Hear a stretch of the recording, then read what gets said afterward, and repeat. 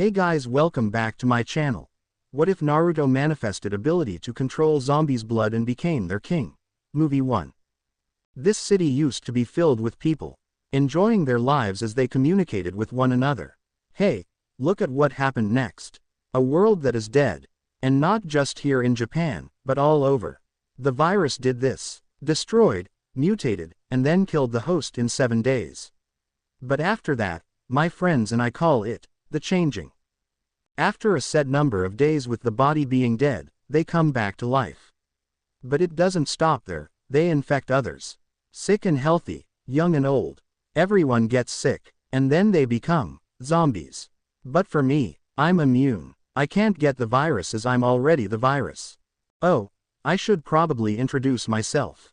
My name is Naruto Uzumaki Namikaze. I never did any of this. But I am partially to blame for it. They call me a monster, a killer, a terrorist. Hey, I'm all of these things. He just jumped down from the 15-story building he was perched where he surveyed the soldiers. Landing and making a very big crater in the ground, he watched the soldiers walk off without even noticing. Seeing them carry on walking, he bolted the other way. 3 days ago, someone doing secret experiments unleashed a deadly virus on the city of Japan, and then it spread to every country. CDC and antivirus protection did what they could, but they succumbed to the virus and terminated everything before ending themselves. I woke up on a morgue table. Jumping from a streetlight to a building, he sprinted up the face and then jumped from the building to a rooftop. Now I hunt, I kill, I consume, I become. I'll find whoever did this, and I'm gonna kill them. But what am I saying? You're probably confused. So let me explain to you. It happened before I died. It was Christmas Eve. Normal point of view. Merry Christmas, Hinata-chan, said Naruto as he handed her a present the size of his hand. Thanking him and then taking the object, she pulled the wrapping off and found a very expensive perfume. Chanel No. 5 it was. Oh Naruto-kun, thank you so much, said Hinata. Freeze frame. Naruto walks in on the screen and points to Hinata. This woman here is my girlfriend. Hinata Hyuga is her name. She came from a very nice family and we met in college. Finding that she lost her mother after her little sister was born, she found out from me that I lost my parents. There she learnt that my parents were the biggest weapons manufacturers in the world. The company name was Namikaze Uzumaki Inc. My mother and father ran that company together and they placed the company as my inheritance along with everything else. Well, let's say that 7 weeks ago they were killed in a car accident. I was away with friends. She was the one person who comforted me the most. She is everything to me. Continue. I'm glad you like it, said Naruto as he ran his fingers along her back. Hinata gave Naruto a present, which was the new PS5 with virtual reality headset. Thanking her by kissing her on the lips, Naruto and Hinata thought it was a good time to go and eat with some friends over at Shikamaru's place. Taking the keys to his Ferrari Enzo, the two sped down the road and came to a stop by Shikamaru's place. Pushing open the door to his 3-story house, they were greeted to a sloshed Shikamaru and an equally sloshed Tamari under his arm. Wash up, hiccup Naruto, slurred Shikamaru. Easy on the booze, man. You're gonna have a hangover tomorrow, said Naruto while Hinata giggled. Freeze frame. Naruto walks in again. This is my bestest friend Shikamaru with his girlfriend Tamari.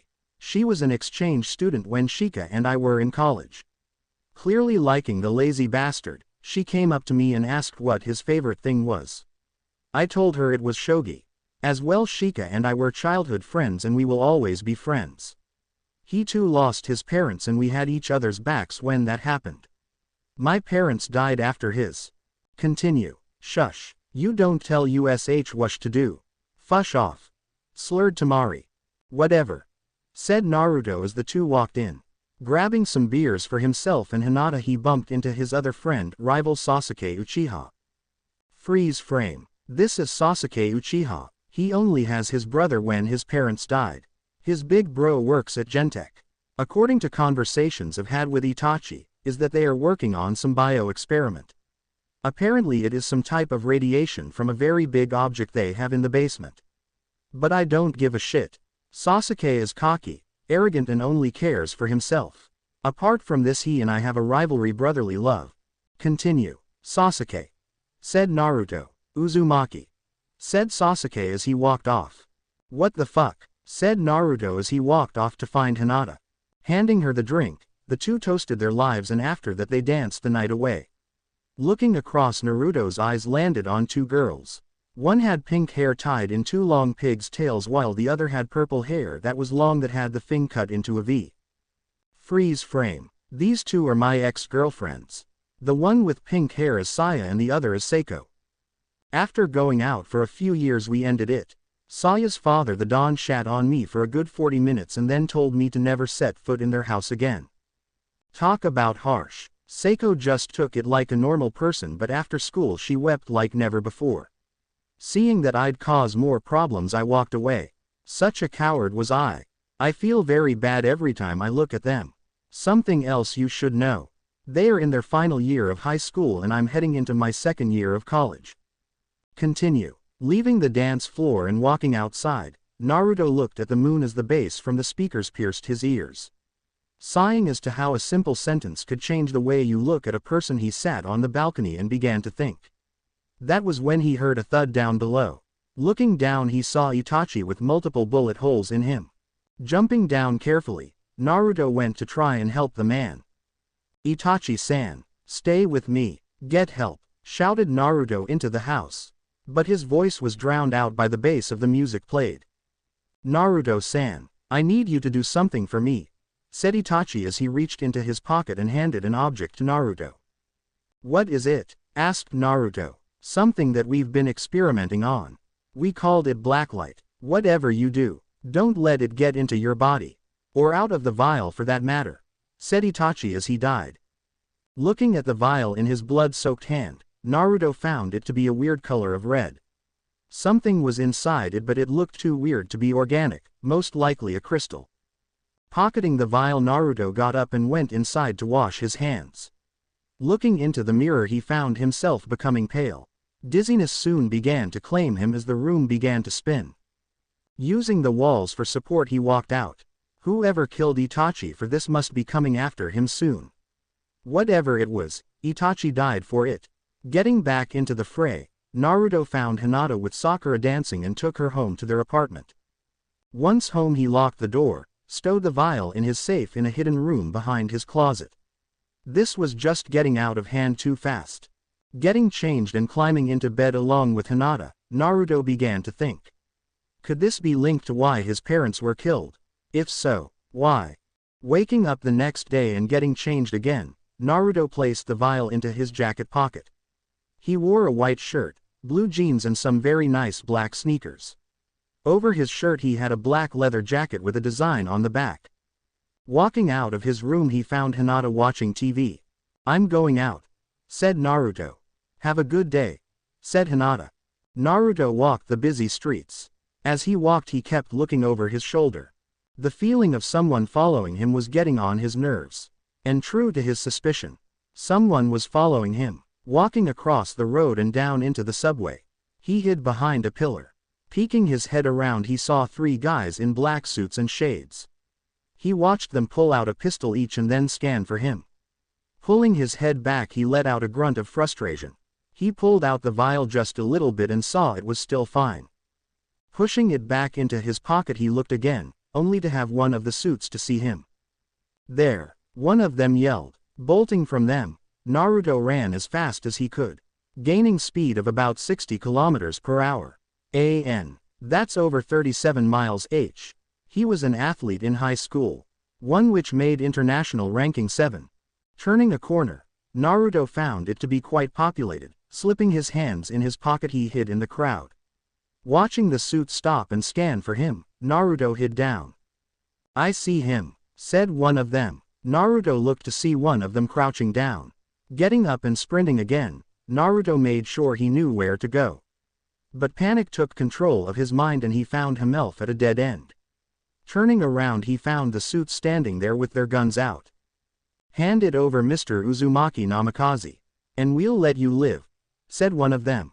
You know who I am? Asked Naruto. Of course, your parents were the biggest contribution to the experiments done on that vial in your hand, said another.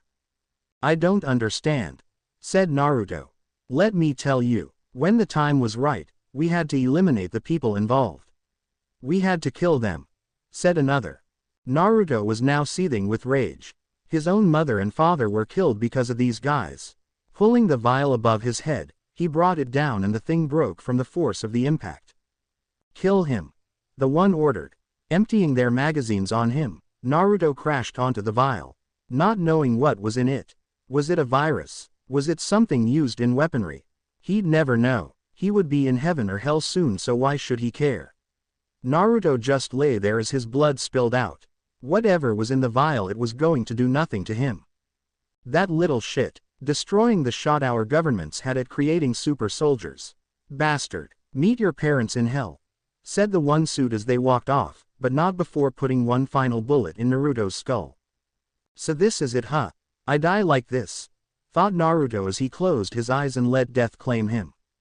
With Hinata turning on the news channel, seeing that her program had ended, she watched the highlight reels. Evening, and welcome to this special news bulletin. The body of a 19-year-old boy was found in the subway sometime after midday. Police are still trying to find whoever did this, but we do have confirmation on who the victim was. Carol, said the anchorman. Yes, as you can see behind me, the police have cornered off the part where the young boy was gunned down. Apparently people believe it to be a drug incident while others state it is something else, like a gang dispute. We now have confirmation that the teen who died was none other than young Naruto Uzumaki Namikaze, only child of Kushina Uzumaki Namikaze and Minato Namikaze, two of the most powerful weapons makers ever and heir to their business, said the reporter. Dropping to her knees, Hinata cried out at Kami, who didn't seem to take care of her boyfriend. She wept and wept for the lose of her life. Many of their friends were trying to get a hold of her as they too watched the news, but she didn't pick up. Getting the funeral ready, they found out that the body was taken to a government site and they weren't given access.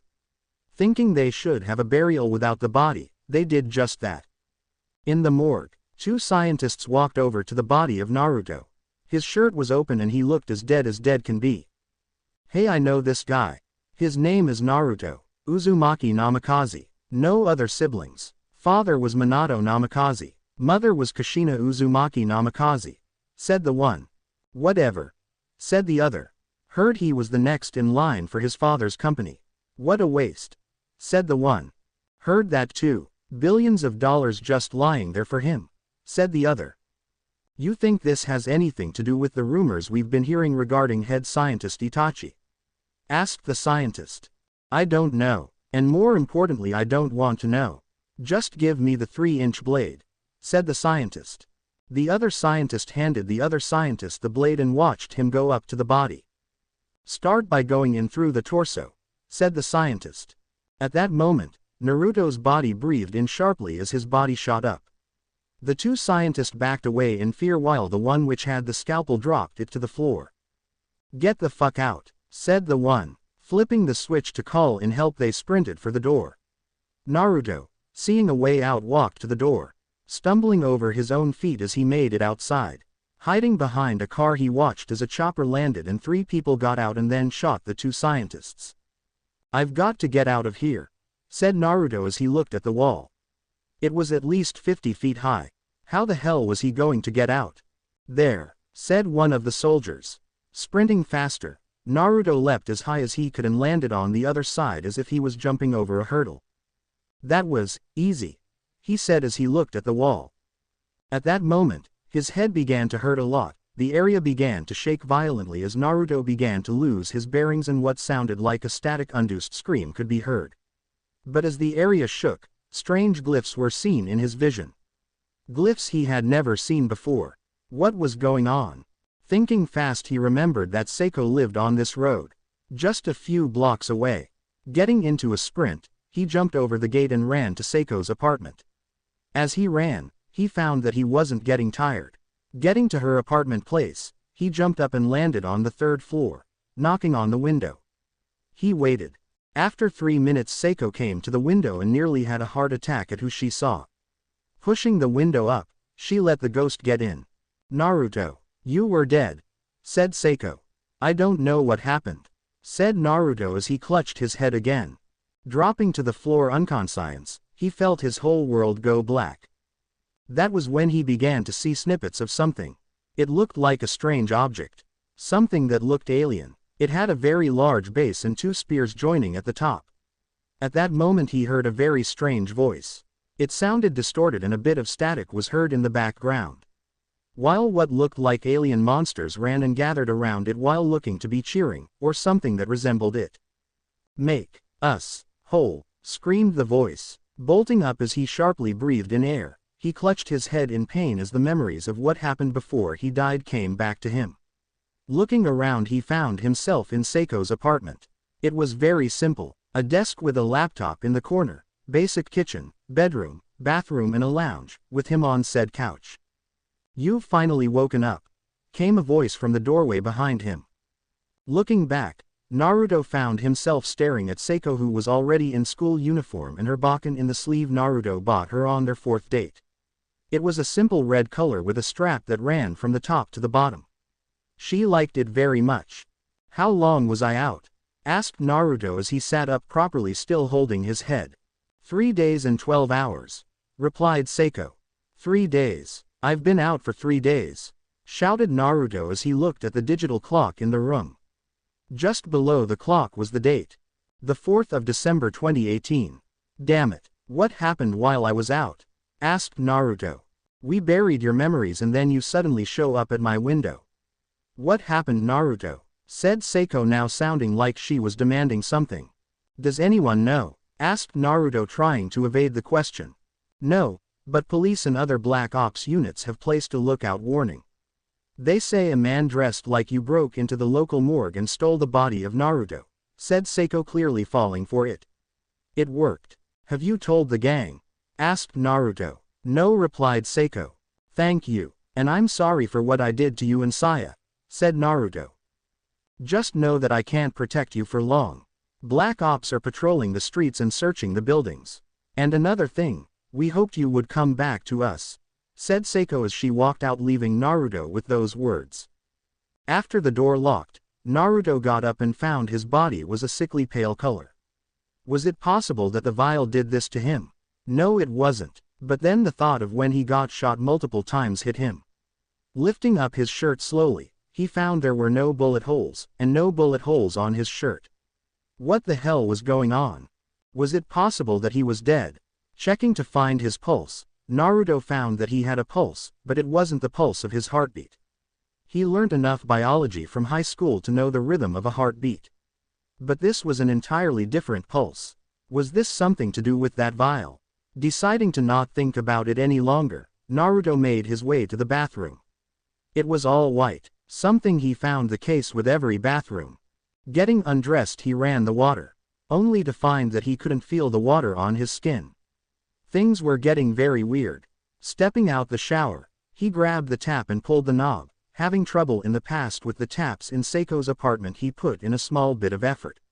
Water came gushing out as Naruto looked from the tap in his hand to the leaking faucet. So natural, panic took over. Shit, said Naruto as he grabbed the pipe and in one smooth motion, he clamped it shut. What the fuck? Said Naruto as he looked at the pipe. That was copper-reinforced steel. Normal human strength wouldn't even make the thing budge, but he did like he was opening a door. Placing the tap head down, and getting changed back into his clothes, he made his way to the kitchen, only to find himself thinking that the problem will happen like it did to the poor tap in the bathroom. His train of thought was pulled to a stop when he heard someone knock on the door. This is the police. Open the door, please, said the person on the other side. Shit, whispered Naruto as he frantically looked for a way out. There was none. Running into the bedroom, Naruto hid in the closet, much to his fantasy and dismay. Fantasy, because he used to dream of being in there when he first saw Seiko in her undergarments once upon a time. Oh man, that was a sight to see. Him getting the living shit kicked out of him. Dismay because he had to use his trump card as a hiding place he was going to use to surprise Seiko. Oh well. Pulling the doors closed, he sat there. The knocking stopped, but only for a few minutes. That was when the door was bashed down. From the footsteps heard, Naruto counted 4 policemen. Maybe one of them was a soldier. Hearing them walk around the room, Naruto thought his hiding place was brilliant. But that was until he heard them tearing down the house. Maybe it was a bad idea to hide in the closet. Thinking that he wasn't going to go down this easily, he waited for one of the soldiers to come into the bedroom. He didn't wait long as the sounds of footsteps were heard coming into the bedroom. Seeing the shadow stop just outside, he braced himself. When the person opened the closet, Naruto shot out and did the one thing he never thought was possible. Cocking a fist back, he sent into the person's gut, only to have it come out the other side. In the panic of seeing his fist protruding out a man's body, he did something he never thought was possible. Tendrils of red and black color appeared out his back and impaled the man. Watching the body become nothing but skeleton and bone kept tightly held by skin, he dropped the corpse and clutched his head in pain as he gained his memories. Web of intrigue. Why must we do this? He said. Orders from the higher-ups, man. We're just cops, said the other person as they got dressed. Naruto watched the man pull out what looked like a photo. In it was a little girl with her mother. That was when he learnt from the memories that his family was dead, and this was his way of making them rest easy. His daughter was killed in car accident along with her mother when a drunk driver ran them over. Right, let's get this done, he said as he placed the picture down and closed the locker. End. Releasing his head, Naruto found himself now in a jam. There were 3 more in the other room and they had guns. Again, in the panic of being caught, his body shifted on its own and Naruto was now as the cop. Looking at his own body, he was stunned at what he had become. Super strength, shifting abilities. This could prove very useful. Hiding the body, he walked out. Walking out, he looked to see the others not even fazed by this. Looking at the others, he saw 2 were cops while the other was a soldier. Most likely a Blackwatch operative. Anything, said the Blackwatch operative. Sir, you must check this, said Naruto. The Blackwatch operative followed Naruto into the room only to find nothing, but when he turned around he came to the sight of Naruto punching him in the gut and morphing back to his normal form. Surprise, said Naruto as he concentrated and the tendrils shot from his back and stabbed the man throughout his body. Digesting the biomass, Naruto gained the memories. Web of intrigue. Sergeant, your orders are simple. Go door to door and look around for any forms of infections. Now if you can't do this, then I'll relieve you of any further missions, said the commander. What type of infections? Asked the Blackwatch operative. That knowledge is above your pay grade. Let's just say we're looking for signs of alien infections. And it spreads like you can't believe. Now fucking move it, said the commander. End. After that ordeal was done, Naruto began to think. Make us whole. Infections. Alien shit. This wasn't just a normal science hiccup. This was on an apocalyptic level. Global extinction. One that will destroy everything. He had to find Seiko. Now, walking out the room in his regular form, he sprinted and killed the other 2. When they were dead and consumed, he jumped out the window and landed on the ground, forming a crater, but he himself had no marks. This was remarkable. Bolting down the road, he ran to her high school. Running at speeds that would seem to be impossible, he ran to her school. Approaching an intersection, he was nearly run over by a car. Jumping up into the air, he sailed over 7 cars as he made it to the other side. Thinking a bit about other things, he jumped along the side of a building and surprisingly, he was running along the side. This power was incredible. Jumping off the building, he landed on the ground and continued his journey. At the high school, Takashi was standing outside, bunking his lessons. He didn't do it on purpose. In fact, he was very clever. But ever since what his childhood friend did to him, his marks began to drop drastically. He wore the usual clothes, which consisted of black pants and blazer. He wore a red shirt under the blazer and always carried himself in a way that made others think he wasn't going to make it in life. Thinking of the friend he used to have before he died, he sighed as he looked at the clouds. That was when he was brought out of his thoughts when some random guy banged himself against the gate. Watching 4 students walk up to the guy and try to get him to leave. Kyoko stepped in alongside the gym teacher. Watching the gym teacher pull the man into the gate, then get his arm bitten then die. Takashi witnessed the most scariest thing happen after that. The dead gym teacher got up and approached Kyoko. Thinking the teacher was going to die, Takashi looked away. But he looked back when something slammed into the ground. Looking back, he saw a ghost. Naruto stood there in all his glory, and the body of the dead teacher was crushed under him. Naruto just looked around as the other people gathered around him. "Who are you?" asked Kyoko. "My name is Alex. Alex Mercer," replied Naruto. "You look like my one student," said Kyoko. "I get that a lot," replied Naruto. "What was that thing?" asked one of the students shakily, holding up a finger at the thing still under Naruto. "A zombie. I don't know how they came around, but it is something that will kill us," said Naruto. "But what about you?" asked Kyoko. "I know for a fact that I can resist pain, but I'm not sure about withstanding them," said Naruto as he pointed to the thing outside. "What should we do?" asked one of the students. "Don't cause any panic. First, gather the following people: Takashi Kimura, Seiko Bujimeo, Saya Takagi, and a school nurse with some experience will do nicely," replied Naruto.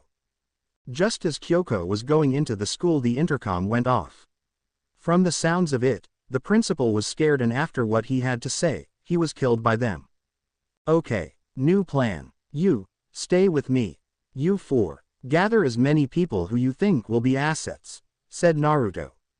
"And me?" asked Kyoko. "Stay with me, I told you," said Naruto. Kyoko just blushed as they followed the orders given to them. Making their way through the building, the duo made sure that everything was okay.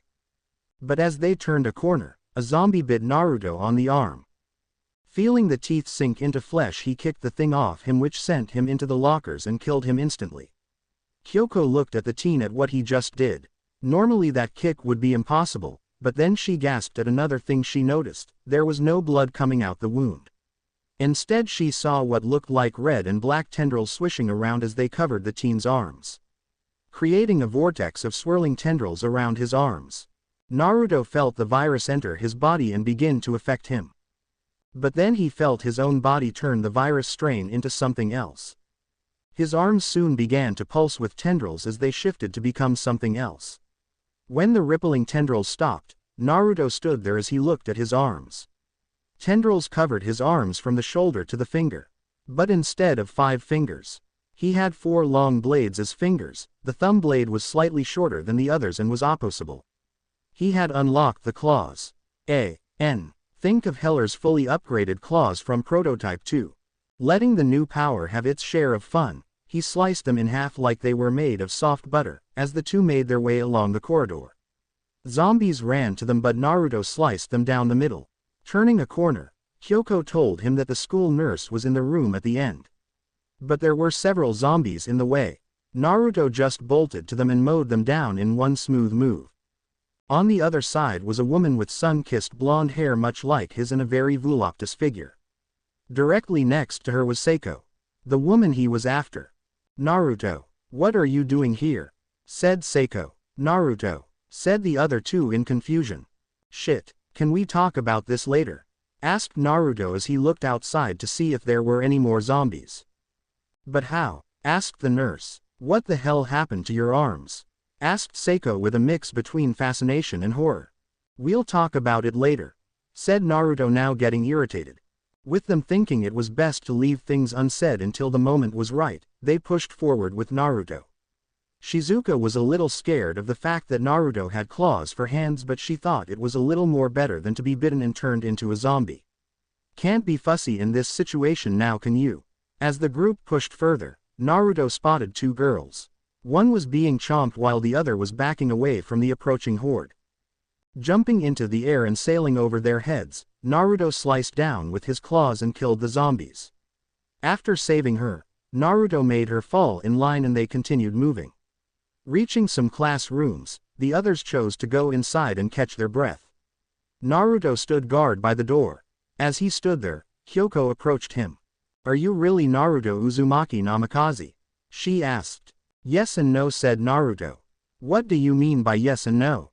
asked Seiko, clearly confused. Naruto just morphed his arms back to normal and then switched his identity to the Black Watch soldier, then to the cop and then back to his normal form again. "As you just saw, I can change my appearance. I can be whoever I want to be," said Naruto. "So that means you're not Naruto but at the same time you are," said Seiko. "Yes," replied Naruto. After a little while of waiting for them to catch their breath, Naruto reactivated his claws and they made their way out. Tashimi, the girl who Naruto saved, told her that some students were held up in a room. But judging from the screams heard everywhere, they chose to look anyway. Naruto kept thinking that her friends would be dead. Walking into the room first, Naruto pulled Tashimi away from the room. "What the hell are you doing? My friends are in there," she yelled at him, but Naruto covered her mouth. "Shut it. The friends you had in there are not alive. I'm sorry," said Naruto. "That can't be. My friends will never become one of them," said Tashimi. Walking into the room, she saw Naruto was right.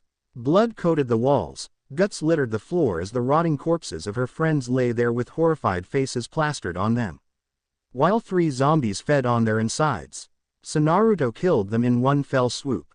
"No," she said as tears welled in her eyes. "I'm sorry for your lose," said Naruto as he tried to hold her but advised against it. Seeing that his hands were claws. That was when the sounds of an electric drill echoed through the hallways. Alerted to the sounds, Naruto instantly bolted out the room, knowing full well that the party he had were okay with Seiko. She was after all the best kendo fighter ever. Turning at high speeds along the corridors, he came to a sight of Kota trying to comfort Saya, who had dropped the drill and looked at her bloodied hands. Turning around, Kota had one hell of a heart attack and accidentally fired a nail into Naruto's chest. But Naruto felt nothing. Sure, there was a bit of blood, but he still felt zilch. Could his pain receptors be turned off? Kota for his part saw what he had done and apologized to the man. But when his eyes landed on the man's arms, he brought up his guard again. "Easy, I'm not here to hurt you," said Naruto, holding up his clawed hands in a display of surrender. "What are you?" asked Kota, now sounding like a demander. "A person who was human," replied Naruto plainly. "Why are you here?" asked Kota more pressingly. "To help you," responded Naruto. "Naruto-kun, we have to get out of here," said Seiko as she, Kyoko and Shizuka followed her. "Wait, Naruto-kun, is it really you?" asked Saya as she had broken out of her little episode. "Yes and no," said Naruto as he walked to the door only to realize that with his new toys, he couldn't open doors. The claws weren't movable. "Well, that sucks." Seiko just sighed and grabbed the door knob. Slowly twisting the handle, the group walked further on. Further down they found Takashi and Rei, who was very pissed off with Takashi for killing Hizashi. Naruto just told them to get information. Stopping to see where they could get some supplies, Naruto kept guard at the door. But as he kept a lookout, he clutched his head in pain as he began to see the same glyphs he saw last time. "Make us whole, now," screamed the creepy voice in his head. But the voice sounded eerily similar. Where had he heard it before? "Naruto-kun, you okay?" asked Seiko as she held out a bottle of water for him to drink. Thanking her and taking the water, he downed it in a very fast manner. He soon enough realized he couldn't taste the full intensity of water anymore. "What was happening? You look like you've been seeing ghosts," said Seiko. "That is because I've been hearing them," said Naruto as he turned away from her face. Seiko just hugged him with all her strength, pulling his head into her bosom as just started stroking his head as she ushered words of comfort. Before Naruto and her broke up, she would always hold him like this. She enjoyed it actually, the way he would just lie in her arms and just enjoy the love she gave him. "Maybe you should put your demons to rest. Ever since your parents died, you've been taking it more harder than any of us. We all knew Mr. and Mrs. Namikaze. But what happened was not your fault. Come on, Naruto, we need you to be strong. Help us in our time of need," said Seiko as Saya walked up to them and placed her hand on Naruto's shoulder. "Naruto, we're here for you, no matter what," she said as her hand went from his shoulder to his hair and ran her fingers through it. Releasing her grip from Naruto, Seiko watched as Naruto donned a face of pure determination. Activating his claws, they walked out the office and decided to grab a ride to get out the school. Spotting a school bus on the far side of the school, they bolted for the vehicle. Tashimi drove PD to the floor as she felt something grab her leg. It was a zombie. It had its legs missing and was already making its way to her leg to sink its teeth in. Screaming on the top of her lungs, she alerted Naruto, who turned back and saw the zombie's teeth by her ankle, ready to bite. Sprinting like crazy, he bolted at such high speeds it left a small trench in the ground. Stopping just in time, he sliced the zombie's head clean off. Blood sprayed everywhere as the zombie's hand went limp. Blood coated the claws and poor Toshimi's face. Poor girl, she was horrified. Catching a glimpse of a few people climbing onto the bus, his blood boiled to new heights. The stowaways were Shido and a few students who worshipped in ideologies. Turning his left hand back to normal, he grabbed Toshimi and sprinted to the bus. Throwing her inside, he slammed the doors closed as he turned to face something. "Naruto-kun, what are you doing?" asked Saya as she stuck her head out the window. "Just go. I'll hold them off," said Naruto, pointing at the large horde which was in full sprint to them. The entire populace in the bus looked on in shock at the sheer size of the horde. There had to be at least 4 dozen in the horde. Hesitating to do as he instructed, Shizuka, who was in the driver's seat, slammed on the gas, surging the bus forward and drove off with great speed. Turning to the zombies, Naruto sprinted at full speed, reaching 240 kilometers per hour (a.n. over 129 miles per hour. Slicing and dicing as they came to him, he let them have it. But as he jumped back, he clutched his head as the glyphs were seen in his vision again. "How willing are you to stop this? How far are you willing to go to make enemies to save friends? How far are you willing to go to gain their trust? Truth is, you will never gain it as you've already made enemies. Your friends think of you as a freak, a monster, a being that should be killed immediately," said the creepy voice in his head. "That's not true," snarled Naruto as he clutched his head more as the pain increased. "Oh, but it is. You will find out soon enough," pressed the voice. "Shut up," shouted Naruto as he brought the claws above his head and slammed them into the ground.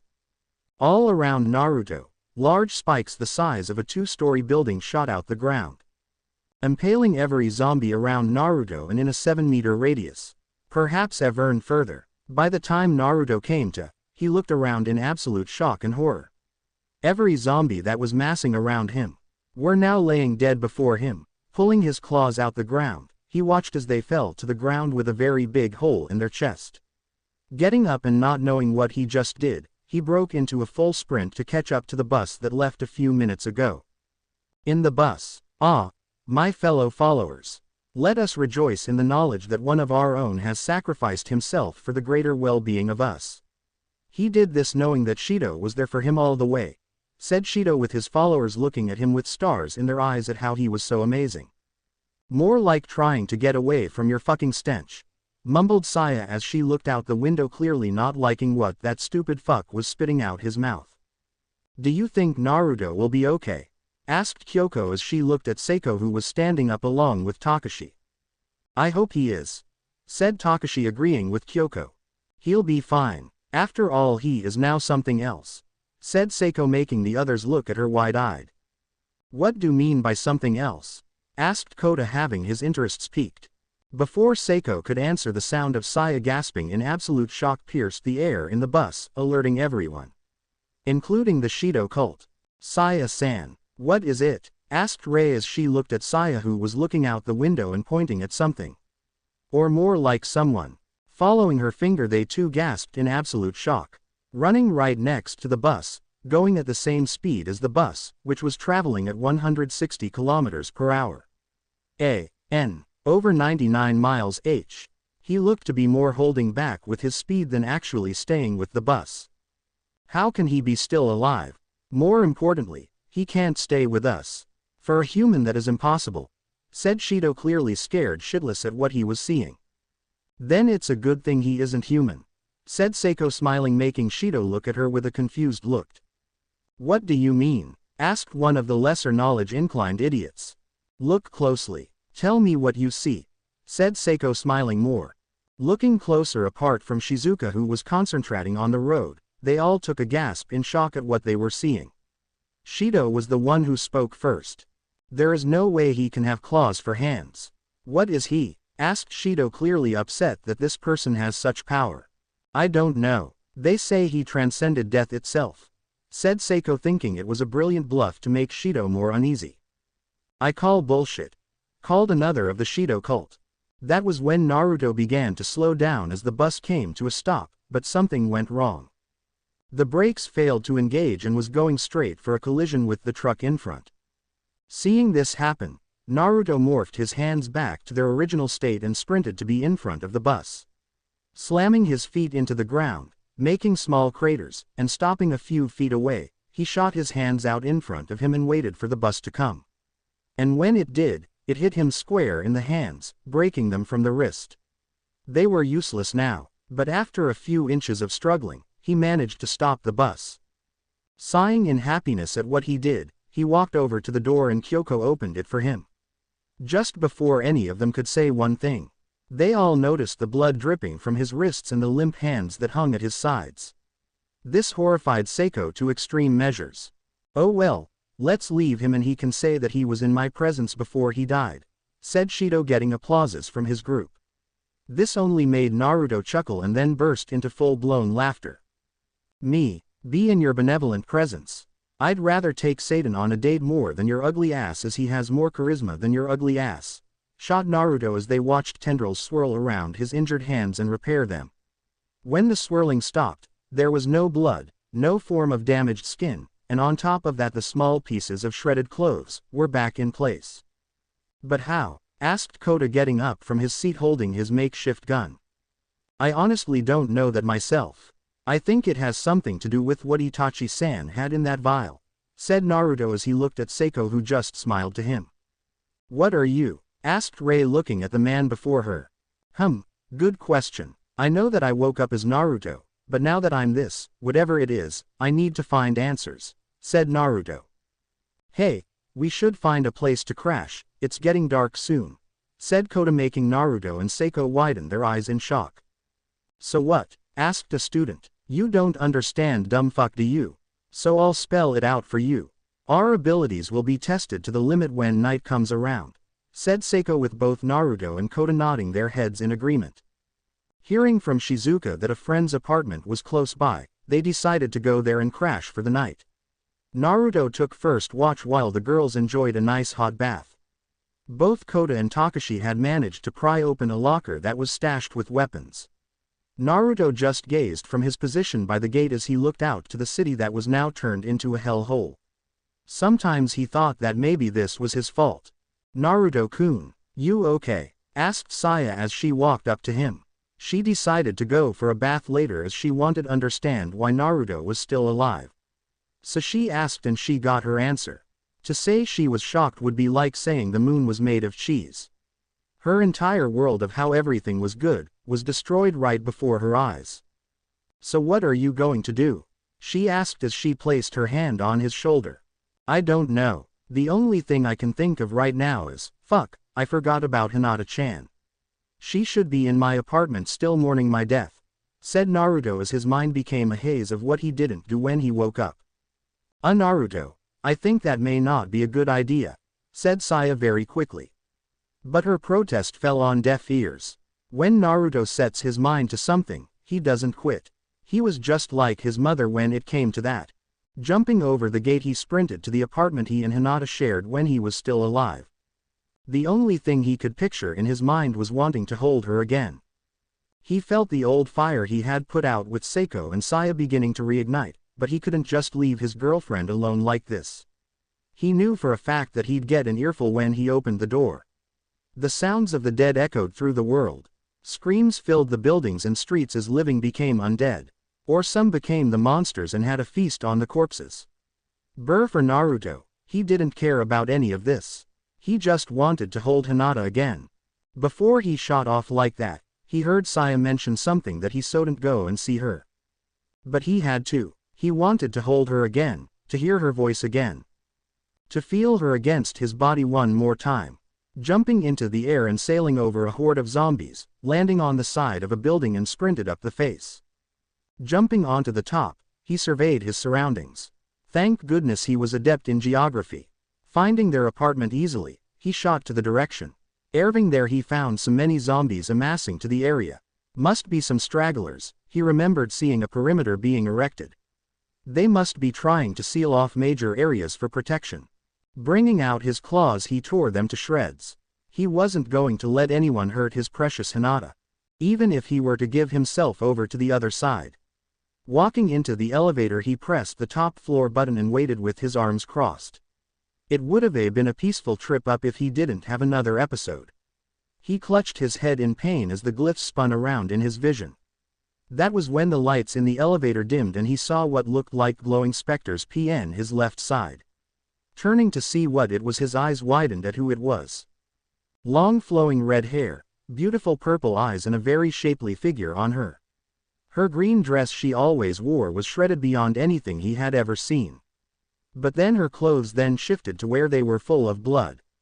Blood soaked down from her eyes, head. Pretty much everywhere there was blood. A bullet hole in her head and heart were visible. Ka-san, was all Naruto could say as he looked at his dead mother's body, which was staring at him with weird light emanating from her eyes and mouth.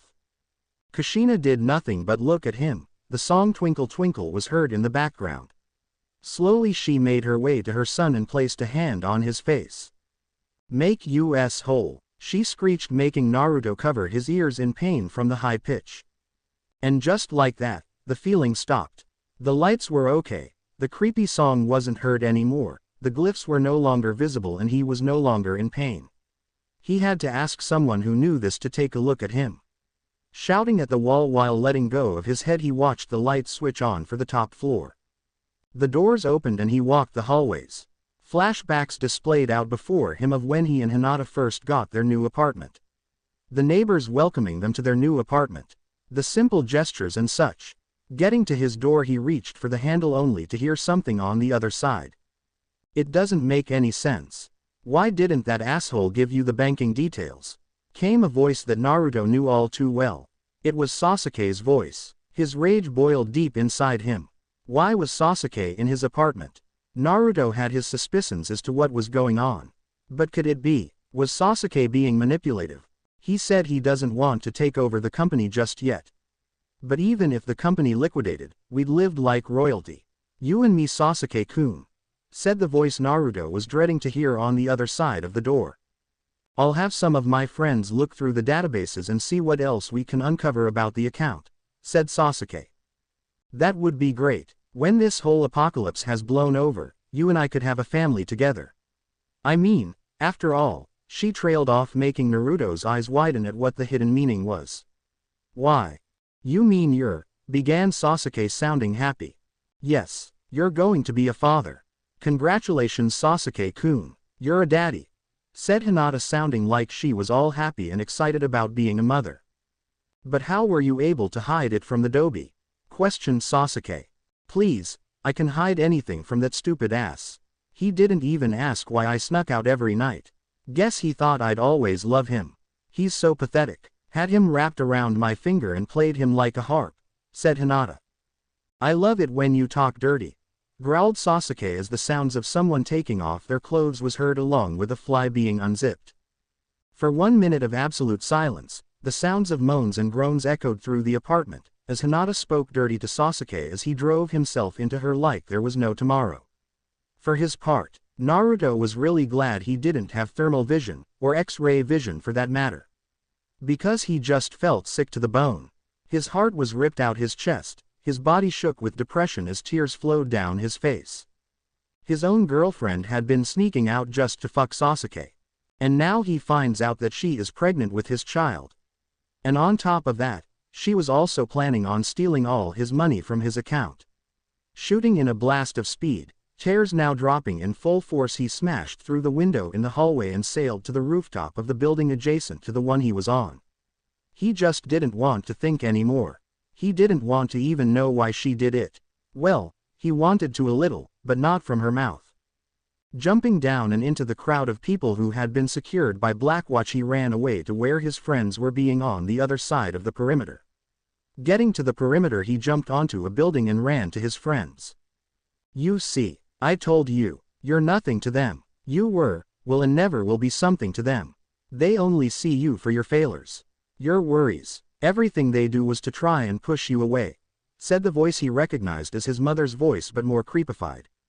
"But, Seiko-chan, and Saya-chan don't think of me like that," said Naruto as he carried on running to where his friends were. You still think they like you. You still think they will be with you. You're just a tool to them, you're just a means to an end. Don't you see? You're just a tool. Come, make us whole and we can set you free. Make us whole, screamed the voice in his head. With Seiko and Saya, we find the two girls sitting outside on the front step of the apartment they were staying at. Takashi and Kota were told to keep an eye on Shido and his band of idiots. They agreed to do it without hesitation, knowing the type of man that bastard was. Kota was more than willing to put a bullet in the man's head and be done with it than play babysitter. The two were wearing clothes from Rika, Shizuka's friend. Saya wore a black tank top which really brought out her ample cleavage and her eyes along with some short shorts. But in terms of skimpiness, the breasts were the logical path to go. Seiko wore panties and just an apron. Her hair was tied up in a single ponytail. Now there was something a guy could use to say he could die and go to heaven just for seeing. Do you think Naruto will remain like that? Asked Saya to Seiko, who just sighed. He probably will, but I know he will keep us safe, said Seiko as she looked up to the stars. Hoping they were looking down, protecting her love. I just want him to be safe. I can't think of a life without him, said Saya as a lone tear rolled down her cheek. You've grown so much to him. Even when he dumped us for a gold digger like her, said Seiko with a smile. I know, I understand it, but when my father threw his ass out the mansion, he could have been a little nicer when kicking Naruto out, said Saya, making Seiko giggle. But at that moment, the scream of a child was heard. Alerted to the noise, Seiko, Saya, Takashi and Kota shot out the apartment to witness the most horrifying thing ever. Naruto sailed over them, 5 stories in the air, his claws activated, and slammed his fingers into the ground, causing 2-story-high ground spikes to emerge out the ground. Every zombie alerted to the noise, and the ones which were amassing to the scream were impaled and bleeding to, hey, death. While others finally had their trapped souls freed. With Naruto 15 minutes earlier, stopping at a clearing just a few miles away from the perimeter, he stopped and dropped to the ground. Tears streamed down his face as tendrils swirled around him. Raising his head to the sky, he shouted out all his frustrations. Why did Kami have to hate him so much? Was this a sick game? As he cried out, the swirling tendrils shot out in every direction, impaling anything alive or death or both, and making them die instantly while eating away at their biomass. Naruto felt something well inside him. A feeling he wanted to have exorcised. A feeling like no other. What was it? Rage. Pure rage. Seeing a zombie come up to him, he brought out his claws and sliced it in half. Then what he thought he could only do happened with the zombie. Normally he thought he could consume people who were still alive, but turns out, consuming zombies was even better. The biomass entered Naruto's systems and he felt rejuvenated. Seeing a few more mass before him, he just sliced them with little to no hassle. Thinking that he could easily win this undead war, a howl was heard off in the distance. Turning his head to see what made that noise, Naruto paled at what he was seeing. Some weird monster that looked like a cross between a bad skin disease and a monkey goria type thing. Don't know how to describe a brawler. Just look it up. Watching the thing run up to Naruto, the brawler slammed into Naruto and sent him into a nearby wall. Naruto slammed through it while the brawler just laughed at him, or something similar to laughter. Groaning as he pulled himself out of the wreckage, Naruto glared at the monster before him. You know, that wasn't very nice, said Naruto as he pulled himself up and charged the monster. Swinging his left claw down, the creature dodged and grabbed Naruto, slamming him onto the ground, breaking a few bones if the sound didn't have anything to say about it. Naruto breathed in sharply as the feeling invaded his senses. The monster just growled to resemble laughing. Naruto just felt his tendrils swirl around his back, repairing his injury, bringing him back to 100%. Getting up off the floor, he charged again. This time he grabbed the thing and shoved the claws into the beast. Tendrils burst out his arms and wrapped around the struggling beast. Tendrils then impaled the monster and Naruto drank its decadent biomass. With the beast now dead and Naruto feeling calm again, he moved at high speeds. Jumping onto a roof, he ran to his friends. Nearing his destination, the sounds of someone screaming pierced his ears. Turning his head to see who it was, he spotted a little girl with pink hair off in the distance. She was hunched over her father as she wept. Zombies massed around her as they sought to kill her. Increasing his speed more, he jumped into the air and gathered biomass into his claws. Spotting Seiko and Saya off in the distance, he sailed down and slammed his claws into the ground, creating his one powerful ability he named Ground Spike Devastation.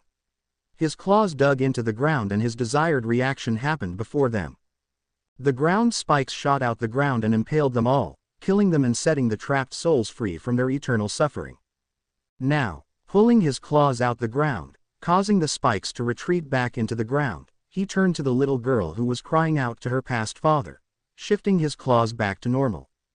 "I'm sorry for your lose," said Naruto as he crouched down next to her and placed a hand on her shoulder. "He did everything to keep me safe. And now he's gone," said the girl as she cried more. Cursing himself for not being able to do something, he turned to the house that the girl and her father went to before they were killed. Getting up, he kicked the door down and walked in. Seiko and Saya had only just showed up to walk into the living room of the house to see the most vicious sight ever. 4 bodies lay on the floor. They looked to be all skeleton and they had faces of sheer horror plastered on their faces. Naruto had the last guy in his hands, his feet dangling below him with him being a foot off the ground. "Naruto-kun, did you do this?" asked Saya, now shaking. "Yes," was all Naruto said as he cocked his fist back and shoved it into the man's stomach. Saya and Seiko were horrified to watch as tendrils shot out of Naruto's arm and embedded themselves into the man, draining him of his biomass. Pulling his fist out, he dropped the lifeless corpse and walked over to the girl. Taking a white shirt off the line and a flower out the ground, he placed it on the body of the man. Closing his eyes and sending a prayer to the man's soul, the little girl looked to Naruto as he prayed. Sure, she witnessed his hands being claws, but she found sincerity in his actions. She found him to be a nice person, one who wished to be a person she could call a brother. And she may have found that person. The brother she never had. "Arigato, ni," she said as she hugged Naruto as he finished praying. For his part, he was a little shocked at what she called him, but he didn't care. As long as she had someone, he was cool with it. "You're welcome," said Naruto as he placed a hand on her and began to rub her shoulder, comforting her. Getting up and taking her to the house across the road, they pushed the door open to find both Shizuka and Kyoko standing there rubbing their eyes, indicating that they had just woken up. Tashimi was still upstairs taking a good long sleep. Maybe too long. "Naru-chan, what's going on?" asked Shizuka. "Just saving the day as always," said Naruto as he placed the little girl down. "Who said her name was Alice?" Walking into the apartment, Alice went with the 2 girls while Saya and Seiko pulled Naruto to the side. And they didn't look happy at all. "Naruto-kun, begin explaining. Why did you kill those people?" demanded Saya. "I don't what you mean," said Naruto coldly as he looked away from her. "Don't play dumb. You killed those people in cold blood." "Why?" asked Seiko with venom lacing her words. "Because they are no better than the monsters we've been fighting. They killed a father who only wished to protect his daughter. They had a choice: save lives by opening the doors to them, or leave them alone and tell them to go away. They went with option 3. Kill them," said Naruto as he looked at his hand and flexed it. "Okay, so they are no better than the monsters we've been fighting. But what was that we saw?" asked Seiko with Saya leaning in to hear this. "That was my ability. I call it consumption. I'm able to consume a person by eating away at their biomass. From there I can take on their forms and even their voice. Everything they were, I take. Guess I really am a monster," said Naruto only to earn a slap in the face from both girls. Both his cheeks red with a handprint on them. "You're not a monster. You weren't one to begin with. And you never will be one," said Seiko and Saya at the same time. "Thank you so much," said Naruto as he hugged them both. "For what?" asked Saya as she looked over to Seiko, who was also shocked. "For having my back when Hinata turned hers on me. Thank you so very much," said Naruto, making the 2 girls return the hug. "So, if you're able to take on their forms, isn't there other things you take?" asked Saya as they broke the hug. "Yes, I'm able to also peer into their memories. And I must say, there was one memory from the one who killed that poor man. It makes my blood boil," said Naruto as he sheared with rage. What was the memory? Asked Seiko. Web of intrigue. But sir, I can't kill, said the man as a man in a business suit held out a knife. Just do it and I can promise that everything you know will be preserved.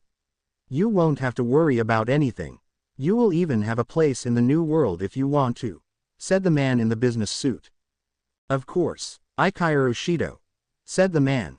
Web of intrigue end. They were utterly disgusted. The very son of the man that did that to the poor girl now getting cleaned upstairs was living with them. This was not on. Thinking about it, Naruto deduced that they had to get rid of Shido Koichi now. With this thought in mind, they began to plan their attack. Naruto didn't want to show his powers to everyone. The only ones who knew were Saya, Seiko, Kyoko, Takashi, Kota, Shizuka, Rei, Tashimi and now Alice. He didn't want the bastard to know on how he got his power. That was when Seiko's eyes widened in shock at what she just remembered. Both Naruto and Saya asked what it was. I received a SMS from my sister. Her name is Mayu. She is my half-sister on my father's side, said Seiko as she showed them the message. In order to go in, we need to arm up, said Naruto. Already ahead of you, said Kota while Takashi and him held up a lot of guns, as well as some headsets and earpieces. Naruto took an earpiece and shoved it into his right ear. Looking at the two, they nodded their heads. With communications up, they now needed to find a base of operations. Somewhere they can be safe, as well as more weapons. With a clear tactic in their heads, they nodded to each other as to what they were going to do. Naruto was going to go and find Mayu after they had secured a place where they could be safe while he was out. He was the only one to fight against those things and receive many bites while not turning. The others, it was too risky. Waiting for Tashimi, Shizuka, Kyoko and Alice, they got everything ready into the Humvee which rested outside. Naruto guarded the pathway to the car while they loaded it. This was going to good. For he had a clear vision in his mind. Kill Shido Ikairu. And after that, his fucked up offspring. Of course he wanted to do it now. But he wanted to watch the bastard suffer as much as possible before he put him out of his misery. And with this thought in mind, he smiled a devilish smile as he continued his guard duty. As the Humvee drove in the water, Alice and Kota were sitting on the roof. Alice in Kota's lap was singing an Urkari rhyme. But that was when Kota sang a parody of the song, only to get shat on by Saya who was looking over to the horizon, keeping an eye out for anything unusual. Naruto was inside the car along with Takashi, Rei, Kyoko, Tashimi and Seiko. Naruto had some trouble sleeping as when he would close his eyes he would see a weird object that was massive in size, his mother standing there. The bloody clothes gave Naruto a very uneasy feeling. And every time she would scream at him about telling him to make them whole. That was what Naruto needed to make sense of. What did he have to make whole? What did he have to do? He was so deep in his thoughts that he got such a fright from when he felt Seiko rest her head against his chest. He smiled to her and wrapped his arm around her, pulling her closer to him. He was truly thankful to Saya and Seiko. Despite who he was loved. No matter if the world would turn against him, he knew that they had his back. And he had theirs. But that was when Kyoko, who slept on the other side of Naruto, to snuggle up to him. She pressed her breasts up against him and Naruto couldn't help but get a good look at the magnificent orbs she had. Tashimi was asleep in the front and it looked like she was out cold for a long time. With the Humvee climbing onto the bank, the occupants got out. Naruto summoned his claws and got to the top and began to look around for any zombies. While he was doing that, Kota taught Takashi how to use the shotgun, and even tried to get Takashi to look at the girls while they changed. Takashi just stated that he would rather be alive than die by their hands. After a few minutes, the girls were dressed and Naruto signaled them that it was okay. Shizuka climbed into the Humvee and started it. Surging it forward, the Humvee launched up the hill and came to a rest at the top. Everyone got in while Naruto stayed outside. Shizuka floored it and Naruto broke into a sprint to where he was now running with the Humvee. Thinking it would be best, he also scanned the tops and streets as he ran. But as he turned down a corner, he noticed there was someone on a rooftop. But what scared him was the fact that the person jumped off the roof and came hurling at who knows what speeds, slammed into Naruto with his foot. sending the virus construct into an abandoned truck. Naruto-kun, called out Shizuka as she stopped the Humvee. Looks like I found the motherlode. Ikairu has been looking for you for quite some time, said the person as he walked to Naruto. What do you mean, and how were you able to survive that jump? Asked Naruto. Ikairu has been blessed with the power you stole.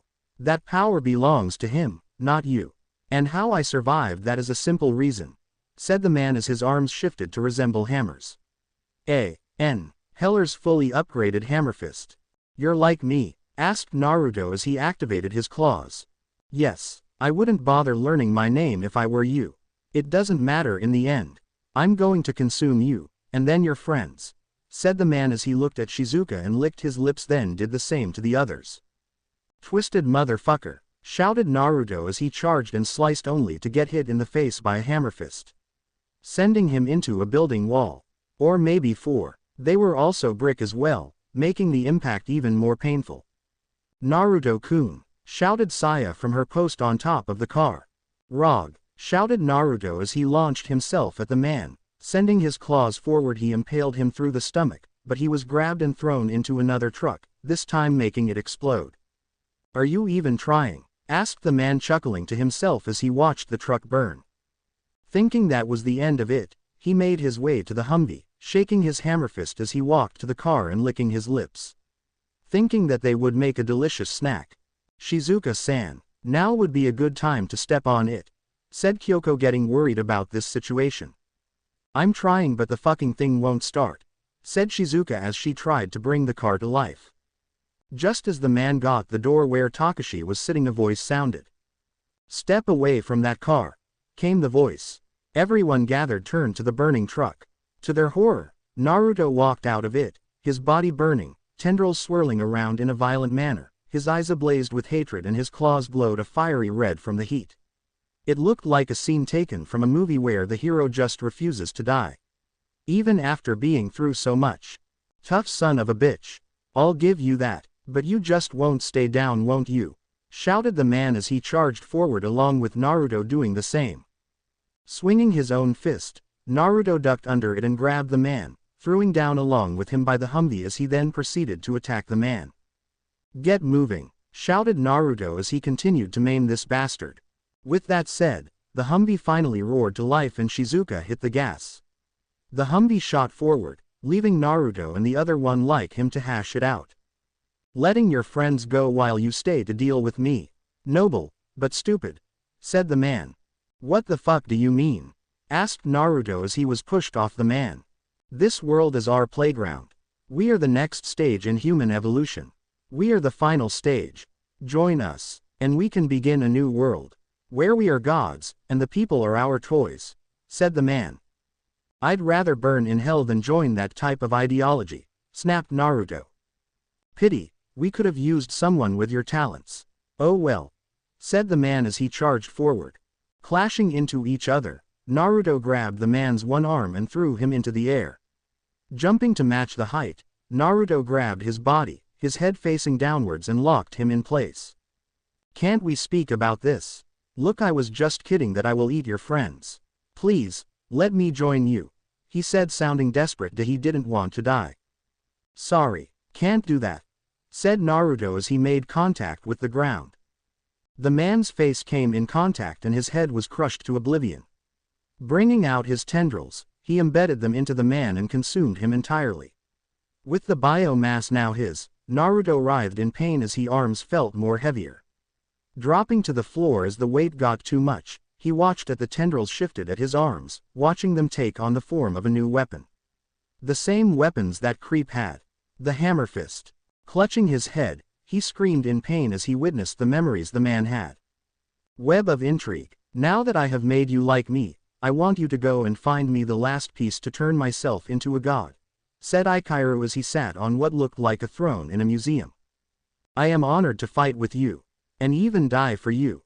Who is the target? Asked the man Naruto had killed. He goes by the name of Naruto. He hasn't know it yet, but he is being watched by those I have made like me. I will have the original cell, and he has it, said Ikairu. I understand. And what about her? asked the man, pointing to a girl next to the throne with a chain around her neck. She was purple hair, much like her sister, Seiko's. But hers was longer and it was tied up in a single ponytail with a ribbon. Her clothes were torn and everything about her looked to be shrouded in darkness. This was Seiko's half-sister, Maya Bujimayo. Maya will serve as my whore. But she is just so stubborn and won't open up. I think in a couple days I'll break her in, said Ikairu. My sister Seiko will send you all to hell, snapped the girl. Like she can hurt me. I am a god, said Ikairu. End of memory. Naruto just seethed with rage at what he had seen. Seiko's sister was being kept where Ikairu was. And on top of that they were on a time limit as to when she would be raped by Ikairu. And on top of that, Ikairu was just like him. But how? Just how sick was this fat fuck? His musings were cut short when he heard a cry of distress. What the fuck is that? Shouted a voice Naruto recognized as Kyoko's. Breaking into a sprint, Naruto gunned it to where they were. Jumping onto a few buildings he spotted them below. But off in the distance was a new type of zombie. This one was a lot bigger than the rest and seemed to have impenetrable skin. If the bullets bouncing off it didn't give you a hint. Jumping down and making a crater in front of them, they all gasped at seeing Naruto's new toys. Alice had come to see her big brother tear the zombies apart, but when it came to the big guy, Naruto channeled biomass into his right arm and threw it back. Gathering more, he broke into a sprint and threw his arm forward. Using the momentum he shot forward with his arm and took the thing's head clean off its shoulders. All of those present gasped at what Naruto had done. Watching him morph his arms back to normal, Naruto walked to them and opened the door for Kyoko and the others to get out. Once everyone was out, Kyoko wrapped her arms around Naruto, pushing his head into her breasts and thanking him for what he had done. Naruto merely stated that he was just helping out. Turning to Shizuka, who was slightly blushing from what Naruto had done, she approached the virus. Thank you for saving us, she said as she leaned down and planted a kiss on his forehead. You're welcome, said Naruto as he blushed up a storm, making Saya and Seiko glare in jealousy. Tashimi was all over Kota, thanking him that she was alive because of him, while Rei kept blushing while looking at Takashi. What happened? Asked Naruto as he walked over to the Humvee. Bloody thing is flooded. We have to find a new base of operations or somewhere we can rest for the night. Those things are out there, and we will be in serious trouble, said Seiko with Naruto nodding his head. Walking off to find a new place, Naruto began to talk with Seiko. Why did Hinata betray me when I heard she was crying out for my death? Asked Naruto. She had us over at the time. Saya was upstairs checking through some of you father's old things while I was on the loo. We heard the sounds of something being opened. The next thing we know she is crying up a storm. We should have known that she was just using you to get to your money, said Seiko, feeling guilty. Don't feel bad, Seiko-chan. Besides, thanks to my death I was able to see her for who she was truly, said Naruto as he took Seiko's hand and kissed it. Thank you so much, Naruto-kun, she replied with a smile. And me? Asked Saya. I love you too, said Naruto as he looked over to Saya with a smile. Stopping by a simple two-story house, Naruto pulled the gate open and they entered the house. It was a very nice house and they got settled immediately. As they got ready, Naruto pulled Seiko out for a few minutes. He had some news for her. And this news was big. What is it, Naruto-kun? Asked Seiko. When I consumed that hammerfist guy, I gained his memories. He knew where your sister was, said Naruto as he watched Seiko's eyes widen in shock. What? Where? Asked Seiko in a voice that sounded desperate. She didn't want to lose her sister in this war. Sure, they were sisters from different mothers. They had always been there for each other. With Ikairu, he has her with him. And he's planning to rape her in a few days. We have to get her out of there, said Seiko with fire in her eyes. And we will. While we're going to get her out, I want you and the others to use this place as our base of operations. Someone, or some of us, must stay here as our eyes and ears. We need to find a way to stop the apocalypse, said Naruto, getting a nod from Seiko. But that was when the two got closer. Ever since Naruto had saved Seiko and the others from the Juggernaut zombie, he felt like he needed her with him wherever he went. Grabbing Seiko by the shoulders, Naruto brought her closer to him and moved his mouth closer to hers. Seiko knew what was going on and too brought her mouth to his. Feeling each other's hot breath against each other, Naruto and Seiko shared a moment of lip lock. He brought her closer while she wrapped her arms around his neck, opening herself more for him to explore. When breathing became necessary, they broke apart and gazed into each other's eyes. "Whoa," was all Naruto could say as he went in for another kiss. Their second kiss didn't last long as a scream echoed through the entire area. Looking at the house, the two lovebirds shot into the house, Seiko grabbing her Bakken while Naruto summoned his hammer fists. Getting to the source of the scream, Seiko and Naruto looked on in shock at what they were seeing. In the master bedroom was a large number of words that they had never seen before. While in the middle of the whole thing, made in blood, was the very image Naruto had been seeing in his nightmares. A very strange object that had a wide base at the bottom while two spires shot out from the top and then joined together. "What are we going to do now?" asked Kyoko as she backed away in fear. "The only thing we can. We fight, or we die," said Takashi with Naruto and Kota nodding his head. Naruto paced around the room, which was covered in marker script, for well over 4 hours straight. He looked to be in a sort of trance as he moved from one area to the next. To anyone, he may look like he was just looking at the symbols with interest. But for some reason, from Naruto's point of view, the scripts were actually something he had seen before. "But where? Naruto-kun," came a voice at the door. Snapping himself out of his trance from the voice, he turned to see Kyoko standing there. She wore tight-fitting jeans and a shirt that was a little too tight in the chest area. And of course, her hair was tied up in a nice ponytail. "Hi," asked Naruto as he looked at her. "Do you think we'll survive this? Do you think we can win?" she asked, now sounding very sad. "I know we can. We just have to keep pushing forward. Even if I can't do my special abilities anymore, I'll fight for you all," said Naruto as he walked up to her and placed a reassuring hand on her shoulder. Only to have Kyoko hug the virus and whisper into his ear, "Thank you. Even if this would destroy the world, I want you to know that I'll stand with you," she said as she looked into his eyes. But as Naruto looked into hers, he felt something more in those magnificent orbs of hers. He didn't feel admiration for what he had done. He felt. Kyoko leaned into him and brought her lips to his. This was the feeling he felt. Absolute lust. The feeling of desire for another person.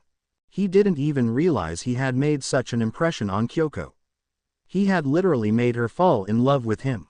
He opened his mouth to allow her tongue to enter his mouth while his hands wrapped around her waist and went straight for her ass. Giving it a firm squeeze, he was EANR with a squeak of pleasure. Breaking from the kiss, he watched her slowly unbutton her shirt, slowly revealing her mounds to Naruto. "A little more, almost. Naruto-kun, come here a second," came Seiko's voice. Looking at her beautiful face, Naruto smiled to her and placed a hand on her cheek. Gently caressing her cheek, he kissed her lips and left the room, leaving her to feel her lips at what she had just did. She had just kissed a man who was younger than her, a man that could very much, nearly be half her age. But in the moment it felt so right to be called wrong. She smiled to herself and turned and left the room to meet up with Naruto and Seiko. Arriving there, she saw Naruto switching between his hammer fists and his claws, seeing how fast he could switch between the two. Takashi and Kota came into the room holding quite the amount of weapons and smiled only to have Naruto tell them that they shouldn't come with. "Why not? We can't let you do this on your own. Those people will kill you," said Takashi as he cocked his shotgun. "If they'll kill me, then they'll mutilate you. We're going into a place that has people exactly like me. If you know how to kill them, be my guest and come along. But if not, hate to be blunt, but you will get seriously injured," said Naruto, very concerned about their safety. "But you'll be walking into an ambush, so to speak. How do you plan on getting into the base undetected?" asked Shizuka, holding some medical supplies in her hand. Naruto just smiled and shifted his identity to be that of that guy who he consumed who was like him. He was more than equipped to do this job. It was one of the simplest jobs. Get in, rescue Maya and get out. Saya sat down at a desk which had a very powerful computer on it and punched in some commands. After that, Saya climbed into the computer and began to do her thing. She was more inclined than the others. She didn't like to brag about that, but it was the truth. After punching in some commands, she brought up their location with a few blinking dots on the screen. But one of the dots were green while the others were red. Pointing at the green dot, she looked at Naruto. This dot shows your position. I've managed to put a tracker on you. Sorry about that, but we'll be able to see where you're going on these missions. We've got comms up and running so we can speak to you through our comms. As well, be careful. You're literally walking into a hornet's nest. People who have abilities like you, said Saya. Naruto-san, please be careful, said Rei as she placed a hand on Naruto's shoulder. I'll be careful, and Kota, said Naruto, tuning his attention to Kota, who had Tashimi snuggled into his body. Yes, asked Kota as he rubbed Tashimi's back. Be exceptionally good to Tashimi. If not, I'll kill you, said Naruto as he changed his hands to the claws to show he wasn't joking. Hi, Naruto-san, said Kota, shitting bricks. He surely didn't want to be on Naruto's bad side with those razor-sharp things of his. Seiko-chan, Saya-chan, I'll be back soon, said Naruto as he walked out the room, but not before looking back to Kyoko and giving her a wink, making her blush. Saya saw it, but Seiko didn't, and just smirked as she looked at Kyoko. What? Asked Kyoko as she looked at Saya. Nothing, said Saya as she went back to monitoring Naruto. With Naruto finally getting outside, he shot off to get to the museum, which was now being used as a base of operations for their twisted games. Shooting up a building, he began to feel like sort of nostalgic. This was a clear scene taken out of a story, where the hero goes and saves the princess and they all live happily ever after. Too bad this wasn't a story with the hero was in shining armor. Oh no. This hero was a badass monster with power that was from a virus constructed from man's interference in something they shouldn't have. And the setting was an apocalyptic world with strange monsters that had never been seen before. Something straight out of a horror movie. Skidding to a stop on the building roof he was on, he looked down to get a good scoop on the area. Pressing his earpiece, he heard Saya's voice. What you got? She asked. Place is like a fucking fortress. I see many people walking around with their powers showing. Just how many of these idiots are like me? Replied Naruto as he kept on looking. Copy that. I'm picking up some thermal movement over on the east side of the building. That must be where Maya is. Check it out, said Saya. Roger, said Naruto as he hung up and jumped down. Walking over to the gate, they smiled to him and opened the gate for him. Dumb shits. They didn't even know Naruto was the one who they let in. Walking around, he found a few posts which were heavily guarded and a few weapons he had never seen before. Must be high-tech weapons or some shit like that. Walking into the museum, he got out of sight and called Saya. All right, I'm in, said Naruto. Good going. The heat source is close by. Keep moving, said Saya. Cop, hey, it's him, said one of the patrols that just so happened to walk by Naruto's position. And spot him in his actual body, not his disguise. Hit the alarm, shouted his comrade. The alarm was sounded and they shifted their hands to claws. But these were downgraded versions of the ones Naruto had. They looked rusted and brittle to be even called weapons. Naruto just sighed as he shifted his hands to the hammer fist, slamming his fists onto the ground, creating a tremor which sent the men into a wall. Making a dent in the wall. Seeing them groan as they slowly got up, Naruto bolted down the hallways. Saya-chan, new plan. I'm compromised. I need to find Maya right now, said Naruto as he turned down a corner and smashed and evolved into the wall, crushing his head in the process. In fact, you're going in the right way. Keep going down the hallway and then turn right. She's in the door on the far side, said Saya over the earpiece.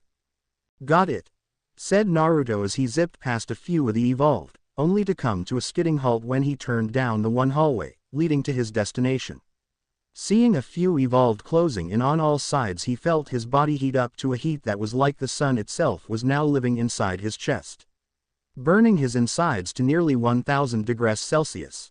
A.N. South African standard for temperature is measured in degrees Celsius, not Fahrenheit. Struggling to stay on his feet, he watched with blurry vision as the evolved gathered came closer to him. pushing the inevitable where Naruto would finally die.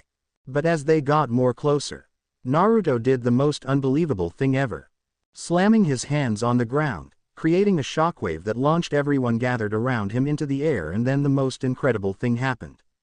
Shooting out of Naruto's body in every direction thought of, emerged a barrage of tendrils. Skewering or impaling those gathered. Looking closely at the tendrils, one could see small biological spikes on the tendrils, making even more deadly than what they were meant to be. But those impaled, Naruto consumed them, stealing their biomass, feeding his powers more for the tax he had for himself, protecting those he loved. With his tendrils returning to his body, he walked over to the door and kicked it down. His super strength sent the door flying to the back of the room and made an imprint of the door in the wall. Walking into the room while shifting his hands to claws. Walking around, he found the throne in the one area where it was in the memory of that evolved he killed. "Who are you?" came a voice. Looking in the direction of where the voice came from, Naruto found himself staring at a beautiful angel. It was like he was looking at Seiko again. But it wasn't Seiko. This was her half-sister, Maya Busujima. Taking of his leather jacket, he threw it to her, seeing that she was naked. "Are you Maya?" asked Naruto, feeling that he should ask. Just to be safe, he had the right woman. "I am. How do you know my name?" she asked. "I'm Seiko-chan's boyfriend. Don't worry, she's okay," said Naruto as he shifted his claws back to hands. "Thank you. And don't bother looking for Ikairu. That rat got out before you barged in," said Maya as she saw Naruto's blood boil at hearing the shit get away. "Oh well, he's just delaying the inevitable. Come, we need to get you out of here," said Naruto as he held out his hand. She took it and soon found herself on Naruto's back, speeding at such high speeds up and along buildings that should be impossible to do. But she soon began to laugh like a little child on a roller coaster. This was so much fun, and the things Naruto did, where he'd jump off a building and flip a few times before slamming into the ground, just made it even better. That was when Naruto shifted her to be in his arms bridal style. And once again he shot off like a bullet. But with the new position she was in, Maya found herself feeling like she was falling in love. It was like she was a princess, being carried by the prince who came to save her. Despite the fact that Naruto was a virus, she didn't care. He was cute in her eyes.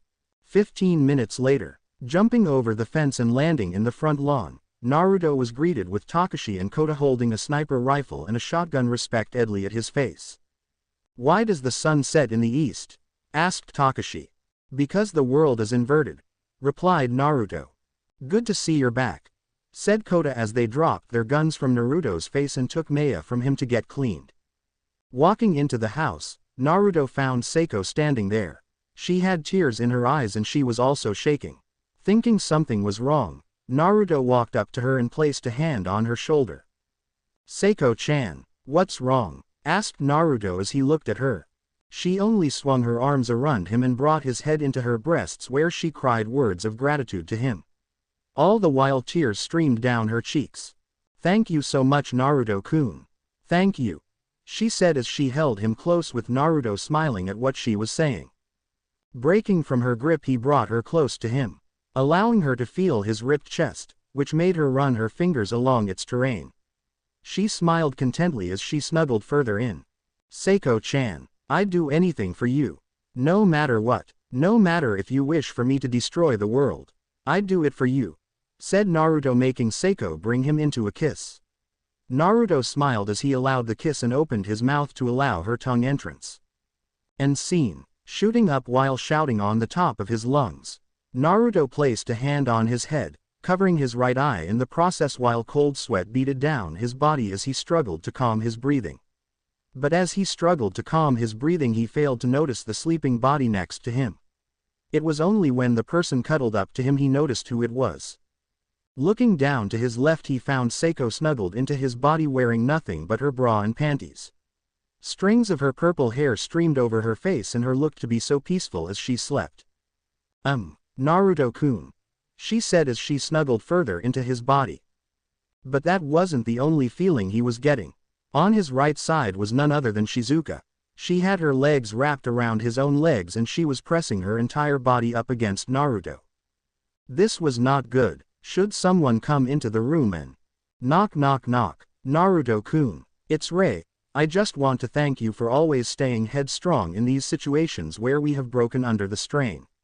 For that, I'm truly thankful, she said from the other side of the door. Shit, was all Naruto could whisper as he looked from the two girls sleeping next to him to the door. Naruto-kun, I'm coming in, she said as Naruto heard the knob turn. Fuck, was what he whispered next as he looked around. But it was too late as Rei had already walked into the room to find the sight which made her cringe in shock at what she was seeing. Rei-san, this isn't what it looks like, said Naruto waving his hands in front of him. You baka, she screamed as she sent a slap through his face, making his scream out in what was going on with him. Sure, he didn't feel the slap due to his pain receptors being destroyed when he died, but he didn't like being in THSE type of situations. With Naruto getting out of the bed with no marks visible on his body about the whole issue with Rei, he walked out with tendrils swirling around him, forming a new form of clothes for him. He now wore a black trench coat instead of the leather jacket, but it still had the same symbol on the back as his old jacket. Walking into the room which had the computer in it, he found Maya standing there going over some notes. She looked to be in a trance the way she paced back and forth while flipping through the pages. Walking into the room and coughing to get her attention, she looked up from the papers and smiled a very happy smile. She threw the pages into the air and tackled her savior to the ground. She wore a blue shirt, green skirt and high-knee socks that looked good on her. She also wore some combat boots that were a deep brown color. I didn't really get the chance to thank you for what you did, she said as she peered into his deep blue dead eyes. Why thank me? All I did was help someone, replied Naruto. You may see it that way, but I don't. And I'm sure the others don't. We look up to you. You're always there for us. You're always there to protect us, said Maya as she ran her fingers through his hair. But what she did next shocked Naruto to the core. Bringing her face to being directly on top of his, she grabbed his face and kissed him directly on said lips. Naruto's eyes shot open to the size of dinner plates and struggled to get away, but soon his mind succumbed to the feeling she was giving him and soon enough meshed his lips with hers in rhythm. Their tongues wrestled with each other as Naruto's hands explored her body. Breaking after a few minutes, Naruto and Maya smiled to each other and soon enough hugged each other. But what Naruto said may have been the dumbest thing, or the smartest thing he had said. You do realize I'm the boyfriend, and soon-to-be lover of your half-sister. Should we get married, that would make me your brother-in-law, said Naruto only to earn a hit in the arm courtesy of Maya. What was that for? Asked Naruto. I don't care. All I know is that you saved me and I have fallen deeply in love with you regardless on what you are, or the relationship you have with my sister, said Maya as she turned her eyes from a warm nature to being arctic cold. Okay, you win, said Naruto holding his hands up in a show of surrender. Good, now I want you to see this, said Maya climbing off him and gathering her notes together. What is it? Asked Naruto as he got up. These notes are a sort of decryption for those strange markings on the wall, said Maya as she led Naruto to the room which had all the glyphs that were in his head. Looking from each glyph he heard the whispers that accompanied the ever-creepy voice that screamed about making them whole. I've looked at some of these glyphs and found these notes and they seem to hold a lot more than what I knew previously, said Maya making Naruto look at her in surprise. What do you mean? Asked Naruto as Maya pulled out a fragment of some weird object that Naruto had never seen before. This is a fragment from an object the guys at Gentech have been working and researching on. They call it the marker. I believe that this is the very cause of the apocalypse we have been thrown into, said Maya. And you just so happen to know where this thing is? Asked Naruto as Maya nodded her head. I do know as a matter of fact. Gentech, said Maya making Naruto's eyes widen in what she had just said. That's where Itachi-san worked before he was murdered. And you're saying they have that thing in their basement? Said Naruto making Maya nod her head. So how do I go and get in there? Last I heard, Gentech was shut tight and only those with authorization can go in, said Naruto. Then you're in luck. A few VIPs are being transported to Gentech. If you can intercept the transport and consume one of these scientists, then you will gain a golden ticket to the kingdom, said Maya. Then I'm off, and good luck, said Naruto as he walked off. You too, said Maya as she sat at the desk and set up a connection with the transponder in Naruto's clothes. With Naruto shooting out to the transport, he ran up the side of a building and landed on the top. But as he landed on the top of the building, his body convulsed and out from it came a pulse in the form of red sonar waves. Looking at where the waves went, he spotted them returning to him, but at a different area. Turning to the area, he decided to do it again. Firing off another wave, he watched it shoot out, and then return to him from the position he was looking at. This will very much come in handy. I've got viral sonar, said Naruto as he shot off in the direction where the convoy was. Finally making it to the place, he scouted the terrain.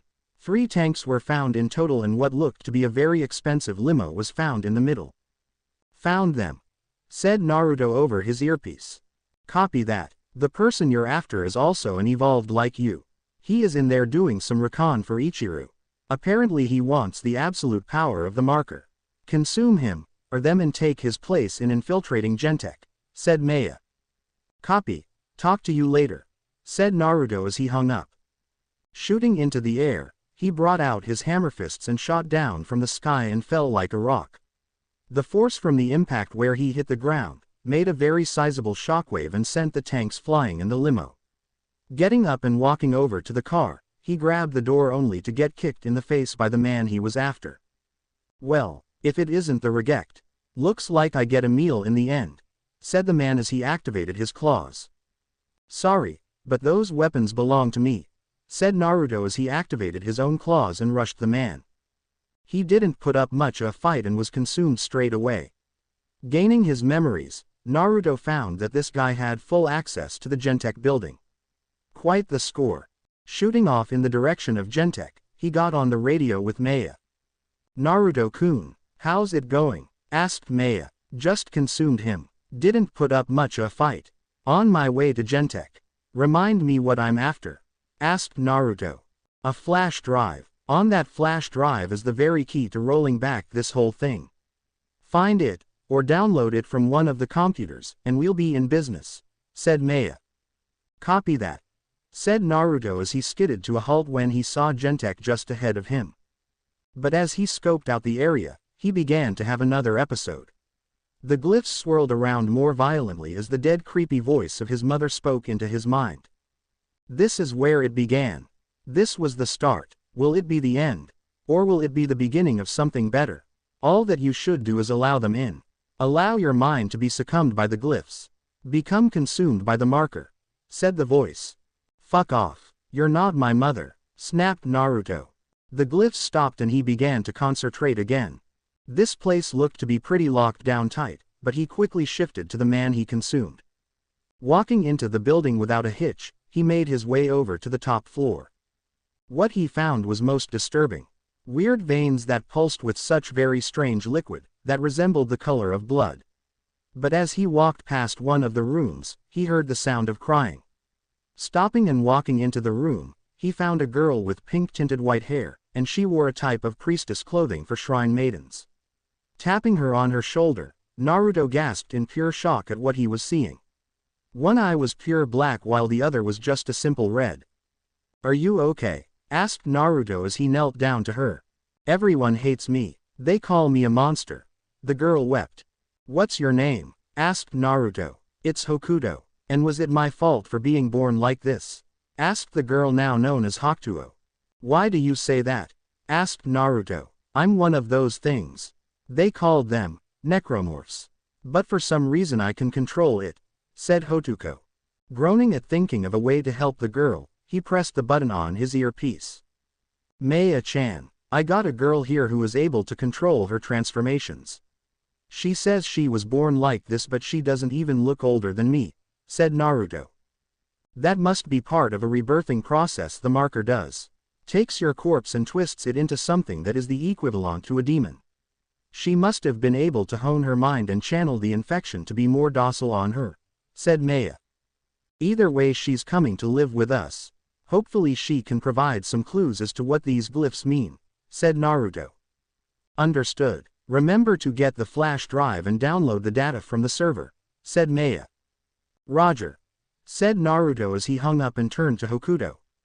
Come with me, I can help you find your purpose in this world, as well as give us some clues on rolling back this disaster, said Naruto.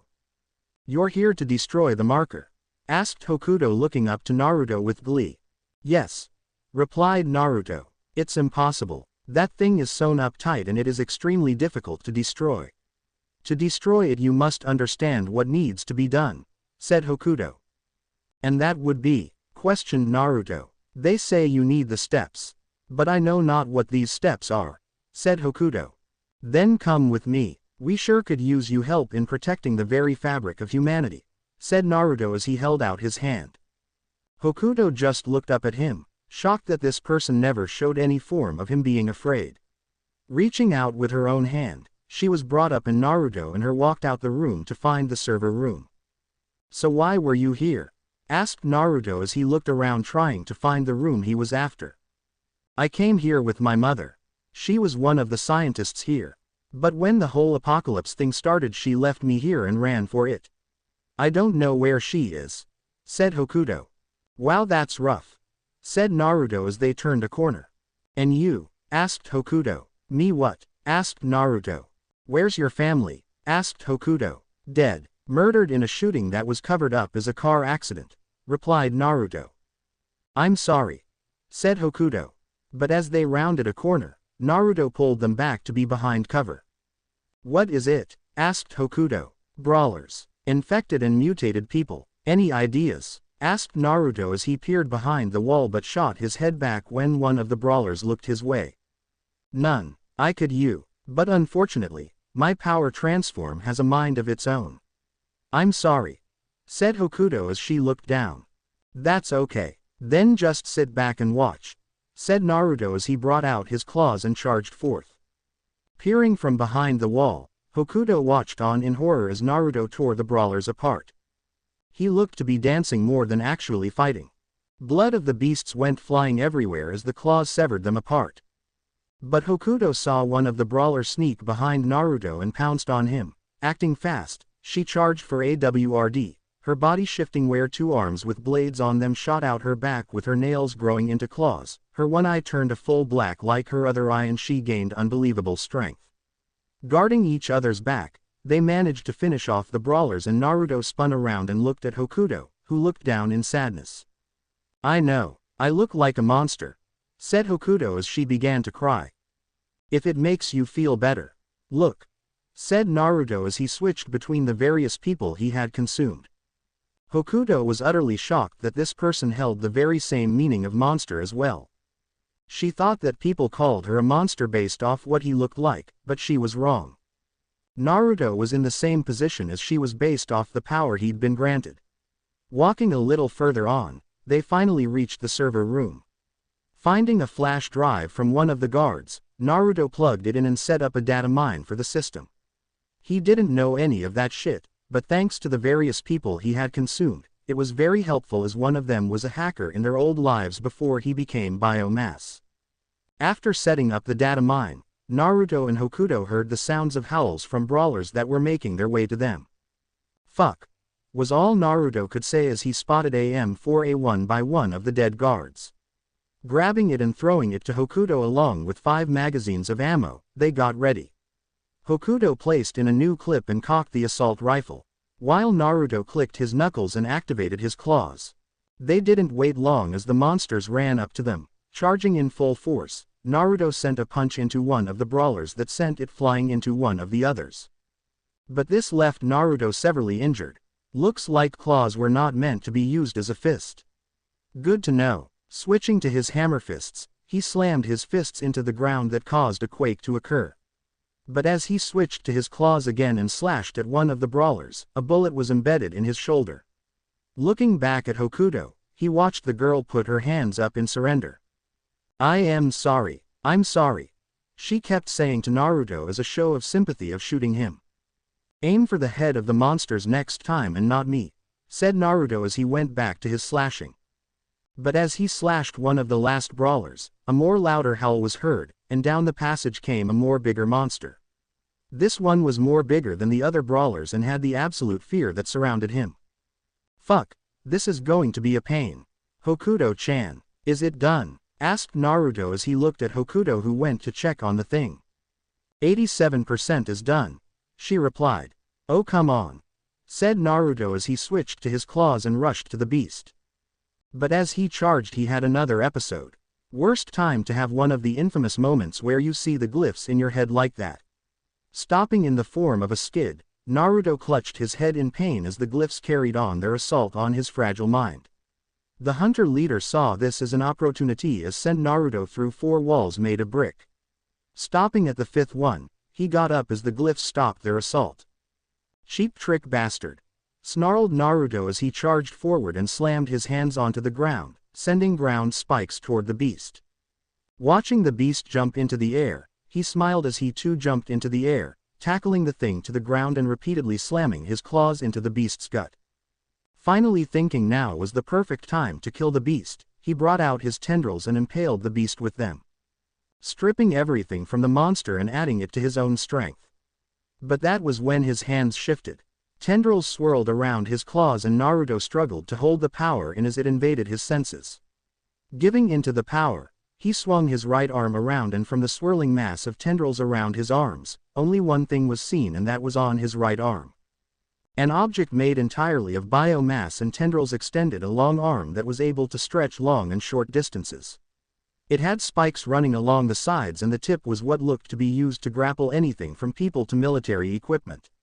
When it was over, Naruto smiled at the new power and swung it around to test its new strength. Finding it able to stretch, this was going to prove very useful.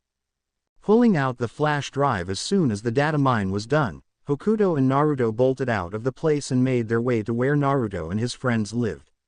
Hopefully the data Naruto got would prove to be very useful. If not, it was fucking waste of time. Little did he know was that as he was leaving, a man with a very expensive business suit stood on one of the buildings. He looked to be in a state of hunger as he looked at Naruto as if he was food. I will have that power, even if it was the last thing I do, said the man as he walked off. This man was none other than Ikaru Shido, the bastard that caused pain for both Naruto and Maya in the past. Maya, quite recently, and Naruto when he was still in high school. Oh, how Naruto was going to enjoy ripping his power away from him. Shooting up while shouting on the top of his lungs, Naruto placed a hand on his head, covering his right eye in the process while cold sweat beaded down his body as he struggled to calm his breathing. But as he struggled to calm his breathing, he failed to notice the sleeping body next to him. It was only when the person cuddled up to him he noticed who it was. Looking down to his left, he found Seiko snuggled into his body wearing nothing but her bra and panties. Strings of her purple hair streamed over her face and her looked to be so peaceful as she slept. Naruto-kun, she said as she snuggled further into his body. But that wasn't the only feeling he was getting. On his right side was none other than Shizuka. She had her legs wrapped around his own legs and she was pressing her entire body up against Naruto. This was not good. Should someone come into the room and knock knock knock. Naruto-kun, it's Rei. I just want to thank you for always staying headstrong in these situations where we have broken under the strain. For that, I'm truly thankful, she said from the other side of the door. Shit, was all Naruto could whisper as he looked from the 2 girls sleeping next to him to the door. Naruto-kun, I'm coming in, she said as Naruto heard the knob turn. Fuck, was what he whispered next as he looked around. But it was too late as Rei had already walked into the room to find the sight which made her cringe in shock at what she was seeing. Rei-san, this isn't what it looks like, said Naruto waving his hands in front of him. You baka, she screamed as she sent a slap through his face, making his scream out in what was going on with him. Sure, he didn't feel the slap due to his pain receptors being destroyed when he died, but he didn't like being in THSE type of situations. With Naruto getting out of the bed with no marks visible on his body about the whole issue with Rei, he walked out with tendrils swirling around him, forming a new form of clothes for him. He now wore a black trench coat instead of the leather jacket, but it still had the same symbol on the back as his old jacket. Walking into the room which had the computer in it, he found Maya standing there going over some notes. She looked to be in a trance the way she paced back and forth while flipping through the pages. Walking into the room and coughing to get her attention, she looked up from the papers and smiled a very happy smile. She threw the pages into the air and tackled her savior to the ground. She wore a blue shirt, green skirt and high-knee socks that looked good on her. She also wore some combat boots that were a deep brown color. "I didn't really get the chance to thank you for what you did," she said as she peered into his deep blue dead eyes. "Why thank me? All I did was help someone," replied Naruto. "You may see it that way, but I don't. And I'm sure the others don't. We look up to you. You're always there for us. You're always there to protect us," said Maya as she ran her fingers through his hair. But what she did next shocked Naruto to the core. Bringing her face to being directly on top of his, she grabbed his face and kissed him directly on said lips. Naruto's eyes shot open to the size of dinner plates and struggled to get away, but soon his mind succumbed to the feeling she was giving him and soon enough meshed his lips with hers in rhythm. Their tongues wrestled with each other as Naruto's hands explored her body. Breaking after a few minutes, Naruto and Maya smiled to each other and soon enough hugged each other. But what Naruto said may have been the dumbest thing, or the smartest thing he had said.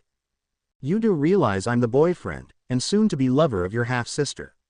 Should we get married, that would make me your brother-in-law," said Naruto only to earn a hit in the arm courtesy of Maya. "What was that for?" asked Naruto. "I don't care. All I know is that you saved me and I have fallen deeply in love with you regardless on what you are, or the relationship you have with my sister," said Maya as she turned her eyes from a warm nature to being arctic cold. Okay, you win," said Naruto holding his hands up in a show of surrender. "Good, now I want you to see this," said Maya climbing off him and gathering her notes together. "What is it?" asked Naruto as he got up. "These notes are a sort of decryption for those strange markings on the wall," said Maya as she led Naruto to the room which had all the glyphs that were in his head. Looking from each glyph he heard the whispers that accompanied the ever-creepy voice that screamed about making them whole. "I've looked at some of these glyphs and found these notes and they seem to hold a lot more than what I knew previously," said Maya making Naruto look at her in surprise. "What do you mean?" asked Naruto as Maya pulled out a fragment of some weird object that Naruto had never seen before. "This is a fragment from an object the guys at Gentech have been working and researching on. They call it the marker. I believe that this is the very cause of the apocalypse we have been thrown into," said Maya. "And you just so happen to know where this thing is?" asked Naruto as Maya nodded her head. "I do know as a matter of fact. Gentech," said Maya making Naruto's eyes widen in what she had just said. "That's where Itachi-san worked before he was murdered. And you're saying they have that thing in their basement?" said Naruto making Maya nod her head. "So how do I go and get in there? Last I heard, Gentech was shut tight and only those with authorization can go in," said Naruto. "Then you're in luck. A few VIPs are being transported to Gentech. If you can intercept the transport and consume one of these scientists, then you will gain a golden ticket to the kingdom," said Maya. "Then I'm off, and good luck," said Naruto as he walked off. "You too," said Maya as she sat at the desk and set up a connection with the transponder in Naruto's clothes. With Naruto shooting out to the transport, he ran up the side of a building and landed on the top. But as he landed on the top of the building his body convulsed and out from it came a pulse in the form of red sonar waves. Looking at where the waves went, he spotted them returning to him, but at a different area. Turning to the area, he decided to do it again. Firing off another wave, he watched it shoot out, and then return to him from the position he was looking at. "This will very much come in handy. I've got viral sonar," said Naruto as he shot off in the direction where the convoy was. Finally making it to the place, he scouted the terrain. 3 tanks were found in total and what looked to be a very expensive limo was found in the middle. "Found them," said Naruto over his earpiece. "Copy that. The person you're after is also an evolved like you. He is in there doing some recon for Ichiru. Apparently he wants the absolute power of the marker. Consume him, or them and take his place in infiltrating Gentech," said Maya. "Copy. Talk to you later," said Naruto as he hung up. Shooting into the air, he brought out his hammer fists and shot down from the sky and fell like a rock. The force from the impact where he hit the ground made a very sizable shockwave and sent the tanks flying and the limo. Getting up and walking over to the car, he grabbed the door only to get kicked in the face by the man he was after. "Well, if it isn't the reject. Looks like I get a meal in the end," said the man as he activated his claws. "Sorry, but those weapons belong to me," said Naruto as he activated his own claws and rushed the man. He didn't put up much of a fight and was consumed straight away. Gaining his memories, Naruto found that this guy had full access to the Gentech building. Quite the score. Shooting off in the direction of Gentech, he got on the radio with Maya. "Naruto-kun, how's it going?" asked Maya. "Just consumed him. Didn't put up much of a fight. On my way to Gentech. Remind me what I'm after," asked Naruto. "A flash drive. On that flash drive is the very key to rolling back this whole thing. Find it, or download it from one of the computers, and we'll be in business," said Maya. "Copy that," said Naruto as he skidded to a halt when he saw Gentech just ahead of him. But as he scoped out the area, he began to have another episode. The glyphs swirled around more violently as the dead creepy voice of his mother spoke into his mind. This is where it began. This was the start. Will it be the end? Or will it be the beginning of something better? All that you should do is allow them in. Allow your mind to be succumbed by the glyphs. Become consumed by the marker, said the voice. "Fuck off. You're not my mother," snapped Naruto. The glyphs stopped and he began to concentrate again. This place looked to be pretty locked down tight, but he quickly shifted to the man he consumed. Walking into the building without a hitch, he made his way over to the top floor. What he found was most disturbing. Weird veins that pulsed with such very strange liquid, that resembled the color of blood. But as he walked past one of the rooms, he heard the sound of crying. Stopping and walking into the room, he found a girl with pink-tinted white hair, and she wore a type of priestess clothing for shrine maidens. Tapping her on her shoulder, Naruto gasped in pure shock at what he was seeing. One eye was pure black while the other was just a simple red. "Are you okay?" asked Naruto as he knelt down to her. "Everyone hates me. They call me a monster." The girl wept. "What's your name?" asked Naruto. "It's Hokuto. And was it my fault for being born like this?" asked the girl now known as Hokuto. "Why do you say that?" asked Naruto. "I'm one of those things. They called them necromorphs. But for some reason I can control it," said Hotuko. Groaning at thinking of a way to help the girl, he pressed the button on his earpiece. "Maya-chan, I got a girl here who is able to control her transformations. She says she was born like this but she doesn't even look older than me," said Naruto. "That must be part of a rebirthing process the marker does. Takes your corpse and twists it into something that is the equivalent to a demon. She must have been able to hone her mind and channel the infection to be more docile on her," said Maya. "Either way she's coming to live with us. Hopefully she can provide some clues as to what these glyphs mean," said Naruto. "Understood. Remember to get the flash drive and download the data from the server," said Maya. "Roger," said Naruto as he hung up and turned to Hokuto. "Come with me. I can help you find your purpose in this world, as well as give us some clues on rolling back this disaster," said Naruto. "You're here to destroy the marker?" asked Hokuto looking up to Naruto with glee. "Yes," replied Naruto. "It's impossible. That thing is sewn up tight and it is extremely difficult to destroy. To destroy it you must understand what needs to be done," said Hokuto. "And that would be?" questioned Naruto. "They say you need the steps. But I know not what these steps are," said Hokuto. "Then come with me. We sure could use you help in protecting the very fabric of humanity," said Naruto as he held out his hand. Hokuto just looked up at him, shocked that this person never showed any form of him being afraid. Reaching out with her own hand, she was brought up in Naruto and her walked out the room to find the server room. "So why were you here?" asked Naruto as he looked around trying to find the room he was after. "I came here with my mother. She was one of the scientists here. But when the whole apocalypse thing started she left me here and ran for it. I don't know where she is," said Hokuto. "Wow, that's rough," said Naruto as they turned a corner. "And you?" asked Hokuto. "Me what?" asked Naruto. "Where's your family?" asked Hokuto. "Dead. Murdered in a shooting that was covered up as a car accident," replied Naruto. I'm sorry, said Hokuto. But as they rounded a corner, Naruto pulled them back to be behind cover. What is it? Asked Hokuto. Brawlers. Infected and mutated people. Any ideas? Asked Naruto as he peered behind the wall but shot his head back when one of the brawlers looked his way.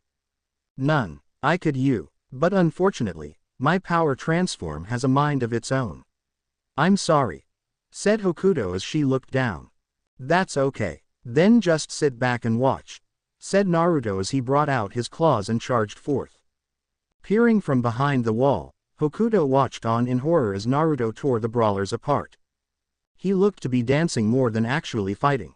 Blood of the beasts went flying everywhere as the claws severed them apart.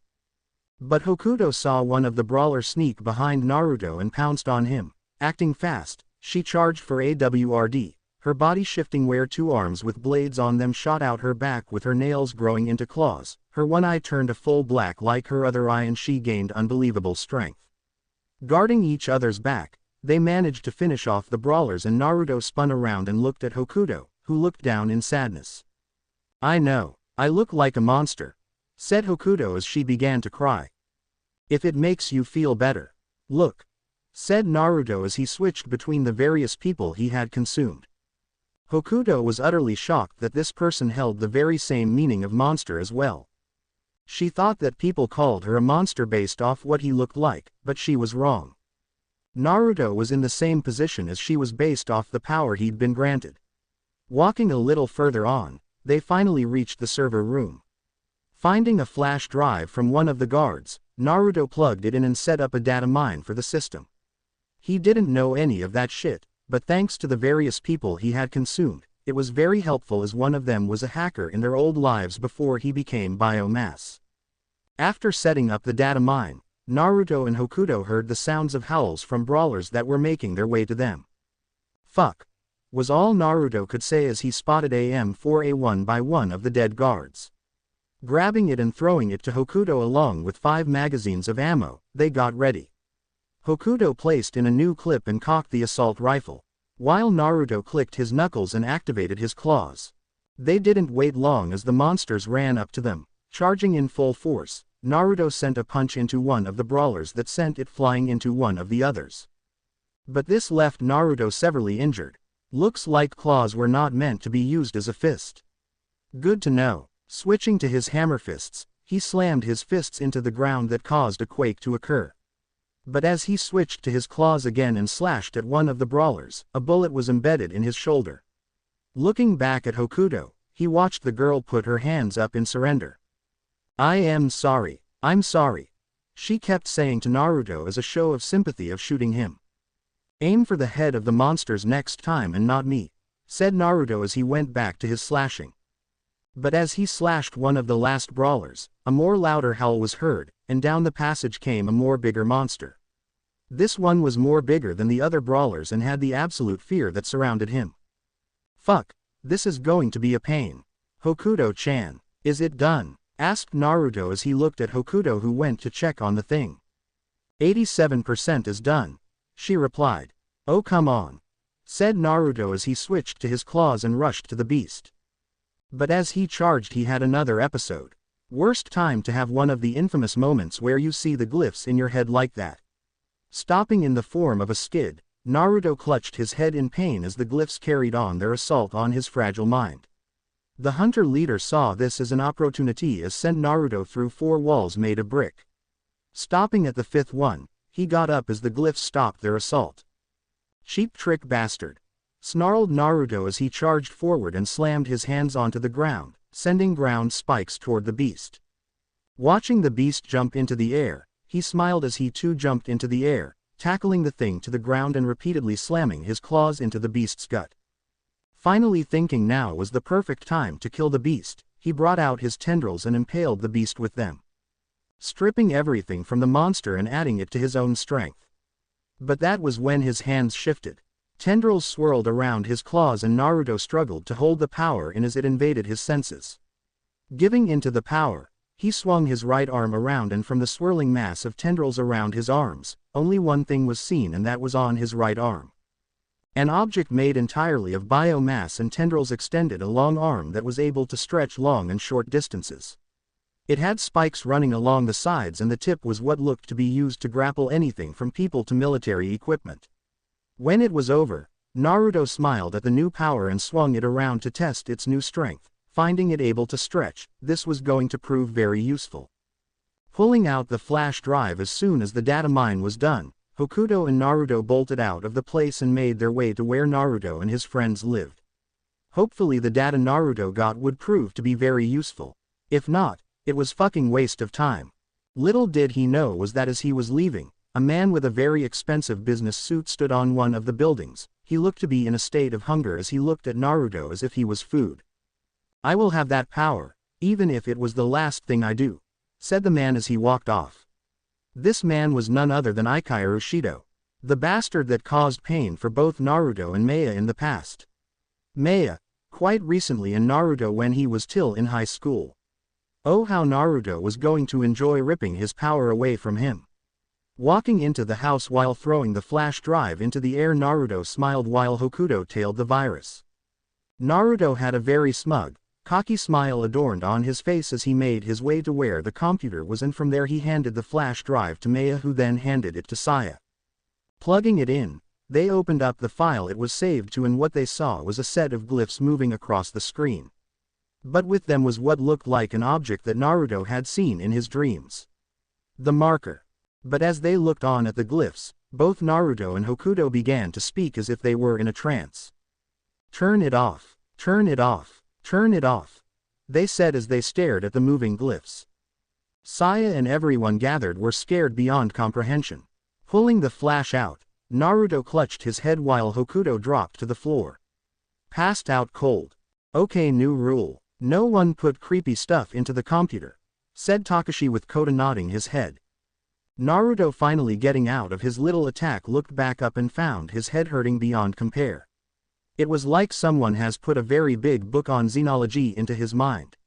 Looking at Hokuto, he scooped her up and walked over to one of the bedrooms in the house. "What the hell was that?" asked Tashimi, walking up to the computer. "I don't know, but there seems to be something about turning it off." "But turn what off?" asked Seiko. "That must be something to do with the steps," said Maya as she picked up a set of notes next to the computer. "What steps?" asked Shizuka. "I don't know, but according to the notes on these pieces of paper, there are steps to how to stop this.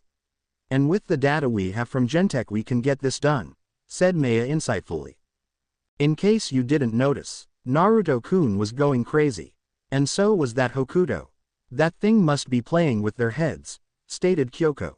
"Oh, I think he'll be okay. We must learn what we need to do to get rid of this infestation," said Maya. "Not up for Disku. Maya ni may be on to something. Should we wander around in the dark trying to find a better way out of this shit? We'll be sitting here for a very long time. If that happens, we may as well die. The sooner we get this over with, the sooner we can all save those who are still human," said Seiko with Kyoko huffing at how she didn't approve of this and Maya hugging her sister. At that moment, Naruto walked into the room and saw that everyone was looking at him. Donning a confused expression, he walked over to them. That was when Kyoko grabbed him and pushed his head into her chest. "I refuse for you to do anything to my Naruto-kun. I just refuse. He's been doing everything to save us and keep us alive. The last thing I want is to see him getting hurt," snarled Kyoko, but Naruto pushed her away from him. "I'll do it. I agree completely with Maya-chan. If we want any hope of surviving this, we need to understand what that thing really is," said Naruto as he walked over to the computer. "But Naruto-kun," whined Kyoko. "Relax, I'll be fine," said Naruto. Hitting the open button on the computer for the folder, Naruto watched on as the glyphs flew about on the screen. And instantly, his mind was taken over by the glyphs. "Turn it off, turn it off, turn it off," he repeated over and over again. "See, we're getting nowhere. Turn it off," said Kyoko. Fearing that she may be right, Saya's hand reached for the off switch to the computer only to stop when she heard what came out of Naruto's mouth. "Follow the steps. Follow these steps. Step 1. Crawl into the dark machine. Step 2. The scar." Naruto didn't finish as his mind temporarily collapsed on itself and Naruto dropped to the floor after coughing up a large amount of blood. Jumping out of the chair, Saya caught the falling teen and held him in his arms. His face racked and riddled in pain as his breathing became sharp. "See, this is what I was talking about," snapped Kyoko as she walked over to the unconscious teen and picked him up, taking him to a room to sleep. Naruto's dream. "Look San, look what I drew," shouted a little version of Naruto when his parents were still alive. Walking over to Naruto was his father, Minato. He dropped down to Naruto's level and rubbed his fingers along his hair. What Naruto had drawn was not what any other little 6-year-old kid would draw. On the piece of paper was a strange object with 2 spires shooting up at the top and what looked to be strange glyphs all over the paper. At the time, Kushina didn't know about this. And of course, being his age, Naruto didn't know what this meant either. Dream end. Slowly opening his eyes, he looked around and found Kyoko sitting there, holding her head as she shook her head for what they did to him. "Why did Maya and Seiko agree to you doing that? Why did you agree?" she said as Naruto saw a tear roll down her cheek. Climbing out the bed, Naruto walked over to her and tapped her shoulder. Stopping her musings, Kyoko looked up and found herself tackling Naruto to the ground while rubbing her face against her chest. "I'll always be fine," he said as he stroked her head. Bringing her face up to his, she meshed her lips with his. This time it held more passion, more desire. Opening his mouth, Naruto felt her tongue enter his mouth and soon a new battle of tongue ensued as Naruto's hands and hers traveled all over each other's body. Unfortunately, their exploration of each other was cut short as a knock on the door was heard. "Naruto-kun, can I talk to you?" came the voice on the other side. It was Seiko, and from the sounds of her voice, she sounded to be riddled with guilt. Looking into Kyoko's eyes, he smiled to her and kissed her again. "I'll see you soon," said Naruto as Kyoko smiled lovingly to him and climbed off him, allowing him to go to the door. Opening it up, Naruto found both Seiko and Maya standing there, both with tears running down their cheeks as they looked down. "All right ladies, what did I do wrong this time?" asked Naruto. "Nothing. It is us who did something wrong. We pressed you to look into those glyphs and we got you injured. We're sorry," they both said as tears streamed down their cheeks. "Look, if it makes you feel any better, what you girls did has opened up something that was suppressed. I knew I saw these symbols somewhere before, but I never knew where. I think I used to draw them when San worked at Gentech," said Naruto. "So you feel that you may know how to stop this?" asked Maya looking up. "Yes, but we have to do it in intervals. I fear we may cause serious problems if we're not careful," said Naruto. Just as they were about to continue, everyone in the house, including Hokuto who had finally woken up, heard an ear-piercing scream coming from outside. Running to the front door they heard the sounds of gunshots echoing across the front lawn. Pushing the door open they came to the sight of both Takashi and Kota emptying clip after clip on a very large swarm that made their way to them. There was no end to the infected that crawled to them. But just as Naruto brought up his claws, a very uneasy hum and rumble was heard as the sky darkened. Directly on the horizon where the Gentech building stood the very object that was what Naruto and Hokuto knew about. The marker. "What the fuck is that?" asked Kota as he reloaded the sniper rifle he had. "The marker. It has truly begun," said Hokuto as the blades appeared on her back with her claws showing. But it didn't end there. All along Naruto's skin, the glyphs appeared and he also felt his overall power increase to new heights. Just what could this be? Helping the others to get into the Humvee, Naruto and Hokuto kept guard while the others got everything into the Humvee. It didn't take long and pretty soon, they were jetting off to find a new home. Naruto was having a lot of fun mowing down enemies in his way while Hokuto used everything she had to provide backup for Naruto.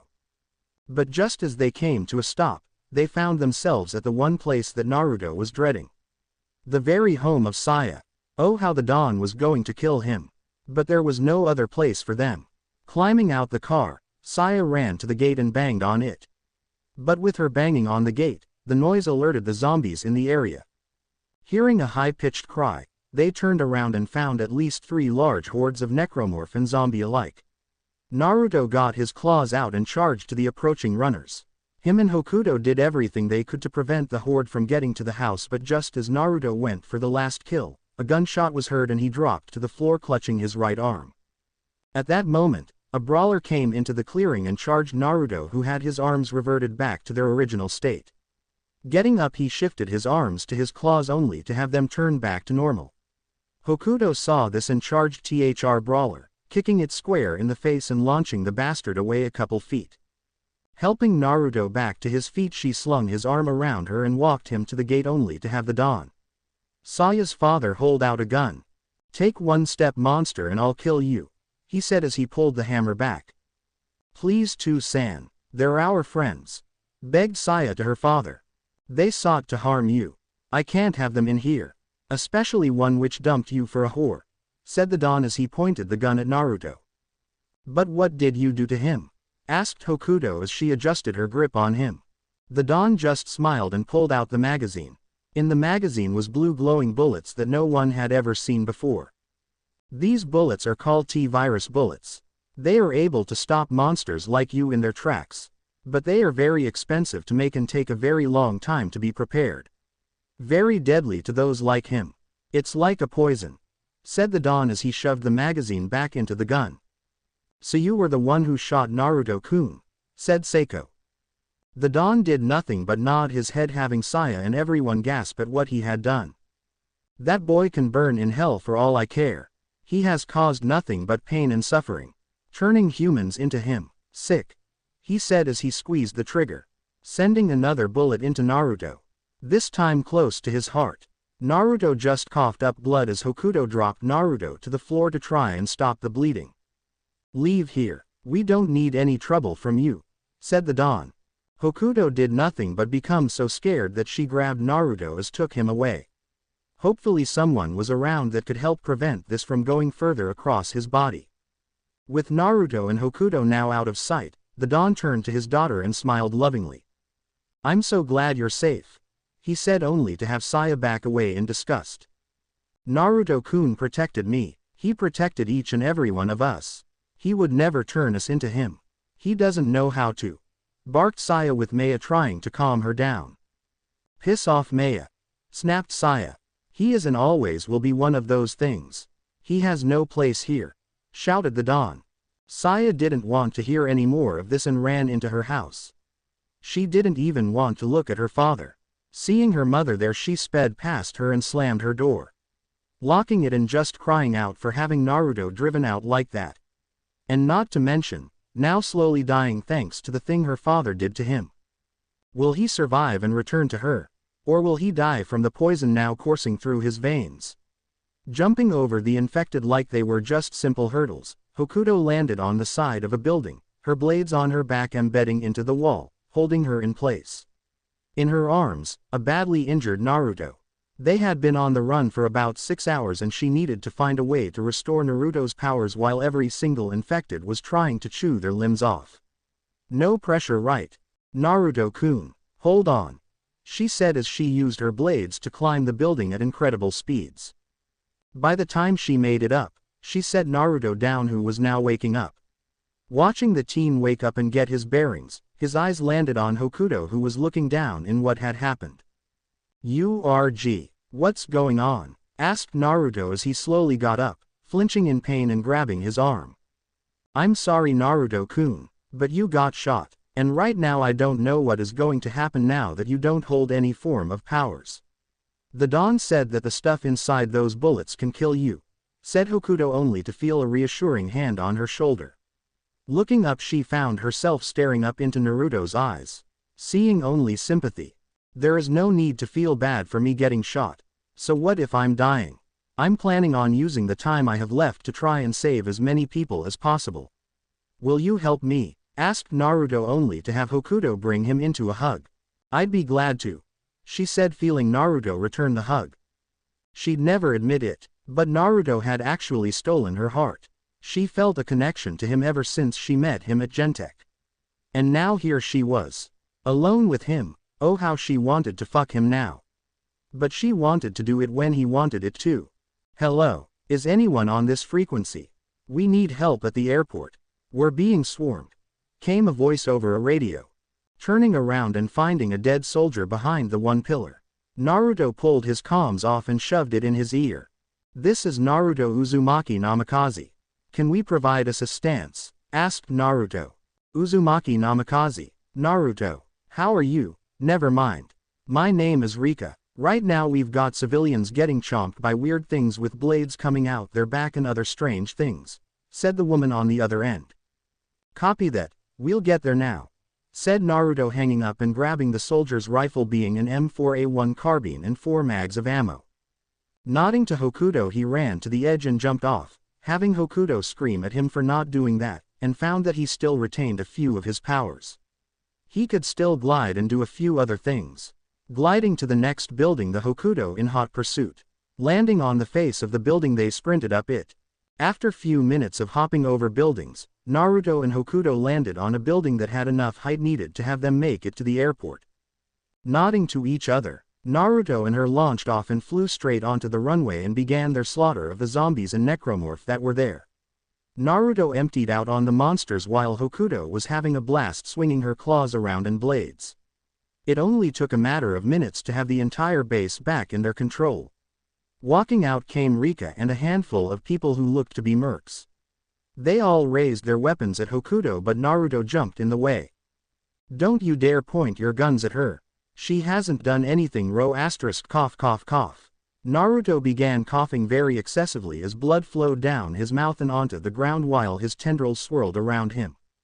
Dropping to the floor, he passed out as more blood came out his mouth and pooled. Hokuto dropped down and held him close to her, resting his head on her lap. "Please be okay, Naruto-kun," she said, very worried about her crush's safety.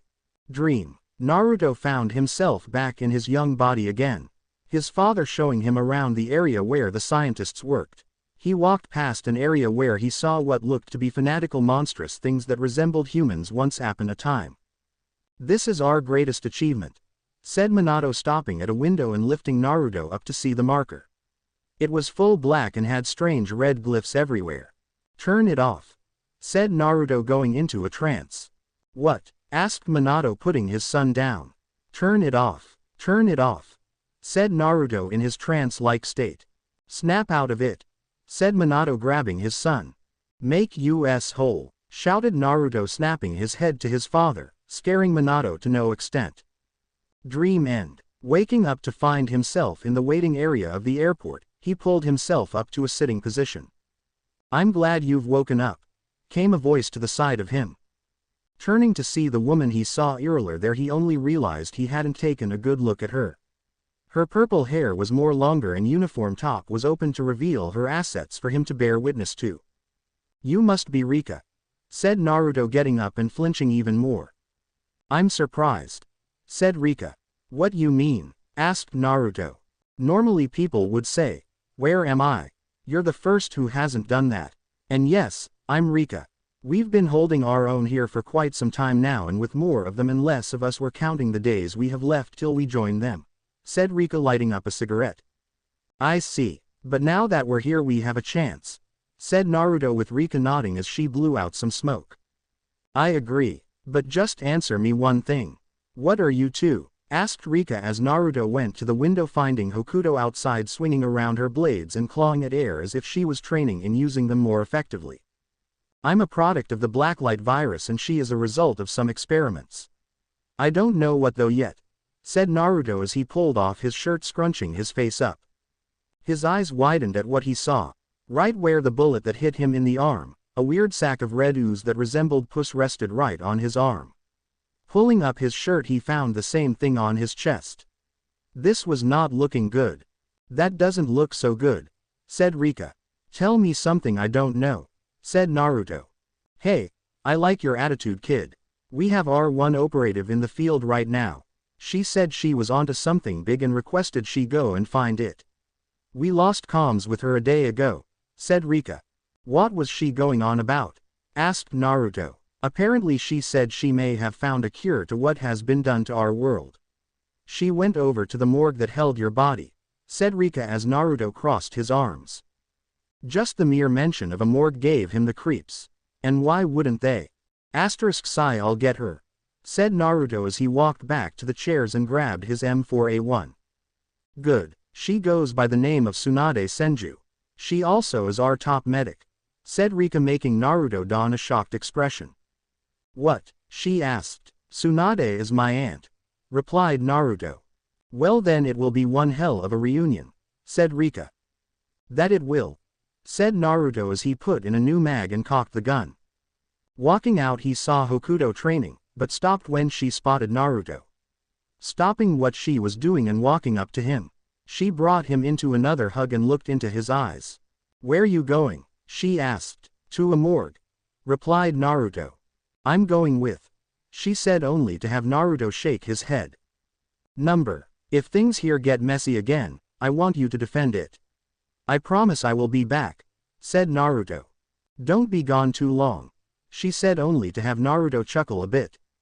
Yes mom, he replied, earning a slap on his arm.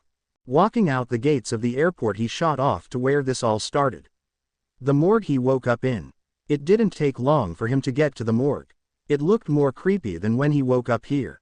The front door was destroyed and only a small slit was open that allowed entry.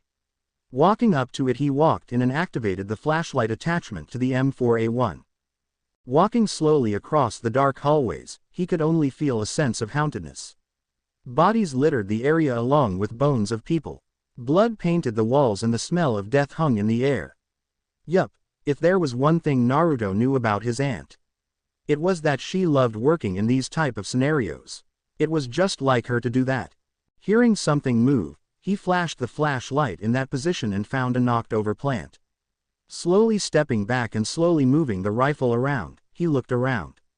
But when his flashlight hit the roof, a necromorph jumped down and pushed him onto the ground, taking a nice snack on his shoulder, biting him to no extent. Trying desperately to grab his gun, he heard the sounds of a gunshot and then the body of the monster dropped lifeless onto him. Next time you must focus on the weak points, came the voice of the person who saved him. And only Naruto knew who talked like that. San, said Naruto as he spun around and hugged his aunt. Naruto-san, look at you, you've grown up quite a bit, said Tsunade. What were you doing here? Asked Naruto as he picked up his gun and cocked it. Trying to fix this fucking world. I heard that the tissue of Patient Zero was the perfect subject to create a vaccine. But I couldn't find Patient Zero, she said as she pulled out the mag for her pistol and found she had 7 rounds left. So she pushed the mag back in. Then maybe you can help me here, said Naruto, pulling up his shirt to reveal the pussy sack on his chest. Yes, that could work, but how do you have this? Asked Suand, only to see the tendrils ripple around Naruto. I guess you could say that I'm dead already, said Naruto. Guess so. Okay, we need to get back to the airport. From there I can set up a basic lab and try and help you in that situation you're in, said Tsunade. Thanks, said Naruto as he and her walked out the morgue. 45 minutes later, arriving back at the airport, Suand got to work on trying to see what was wrong with Naruto. Hokuto watched on with fascination as Tsunade took a scalpel to one of the sacks and cut it open. To their surprise, the wound on the sack just sealed up with no form of damages or leakage. Will you be able to fix this? Asked Naruto, putting his shirt back on after Tsunade had finished her examination of him. We will, though I need more infected tissue. If you can find me more infected tissue on the place we were just at, I'd be very grateful, said Tsunade. Got it, said Naruto, getting up and taking a hold of his assault rifle, only to have Rika grab the gun and yank it away. You can't have this thing. Take this, she said, holding out an ACR-8.6 for him. Thank you, said Naruto, taking the gun as well as 7 mags for the gun. Giving him a wink and letting him leave, he made his way out to find Hokuto smiling at him. Good luck, she said with a smile. You too, said Naruto as he made his way out the airport, hell-bent on having himself get fixed and back in the fight with his powers as his again. Walking around her house as she took in the tranquil environment that these people were given, Saya couldn't help but stress big time for Naruto, who was lying somewhere along with Hokuto out there, ducking between buildings and other things as the infected chased them like nothing ever was a good day. Spotting her mother walking down the same corridor, She turned from her mother, who smiled to her and walked away. Yuriko really didn't know what was eating her daughter, but if it was for Naruto being the reason she was doing this, then she could do nothing but agree with Saya. Her father was a very stubborn man, and when he did something it was extremely hard to make him let go of it. Just to give Naruto the time necessary to escape from Yuichiro was extremely difficult, and she hoped to never go through that again. Saya-san still doing the cold shoulder? Asked Maya, coming into view. Yeah, replied Yuriko. Sometimes I wonder what is going on in her head, said Maya, earning a chuckle from Saya's mother. I've asked myself that question too many times to know. You will never know, said Yuriko as she walked off to try and reason again for the 5th time that day. Chalking up the amount of times she tried to well over 23 tries to get the Don to stop being a bastard and bring back Naruto. After hearing from Maya, Seiko and Kyoko about the powers Naruto held, it proved just so much that they needed him back and help keep them safe. He was a very powerful being, and they were in desperate short of powerful beings to help them. Maya walked along the halls and found Shizuka holding a crying Kyoko, who was sobbing so much that Maya might fear that Kyoko will run out of tears to shed. I just miss him. What if he dies out there? He no longer has his powers, remember? Sobbed Kyoko as Shizuka stroked her back. She put on a very convincing face that she was coping through it, but on the inside she was in the same boat as Kyoko. Little did people know it was that she cried herself to sleep every night since Naruto leaving them like that. Being chased out like a dog just for dumping the Don's daughter. She just hated the thought of having the very person they cared for being chased out like that. With Naruto jumping over buildings as he reloaded his ACR, he looked over his shoulder and fired at the extremely sized horde chasing him. Hunters, brawlers, and even a few infected that seemed to have the ability were on the building with him. Taking out a pack of C4, he threw it and increased his speed. Jumping off the building and detonating the pack, he watched as infected were all burned from the explosion. Smiling at what he did, he sped back to the airport, where he found Tsunade standing there waiting patiently for him. You okay? She asked, concerned. Yup. Got your samples, said Naruto, holding up a bloody bag of infected body parts. Great work. This will help synthesize a cure for you. And after that, one for the good of all mankind, said Suand as she held out a syringe. Placing the bag down and taking the syringe, he pulled up his shirt, which revealed the sacks of infected material. Plunging the syringe into him, he watched as the sacks, fluid became more docile and he felt better again. These were made to help counteract the deadly agents in the virus. These stopped the cellular breakdown by a few hours to close to a day, and it gave him a 1-up. But it didn't give him back his powers. Getting the items inside, they went over to the lab as Hokuto came in through a hole in the roof. Her blades exposed and her pink-tinted hair was slightly longer.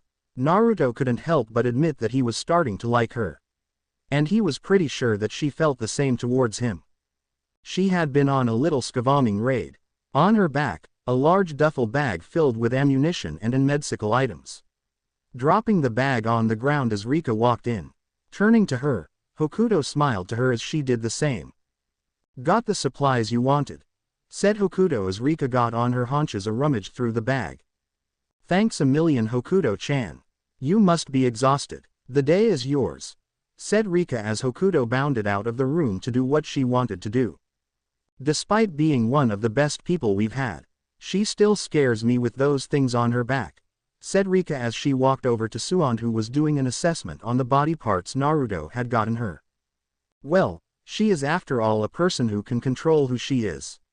She hasn't lost herself in the infection, said Suand as she pulled out a small bone and laid it on the table next to her. And the boy? Asked Rika, making Tsunade stop what she was doing, lean on the table and gain a saddened expression.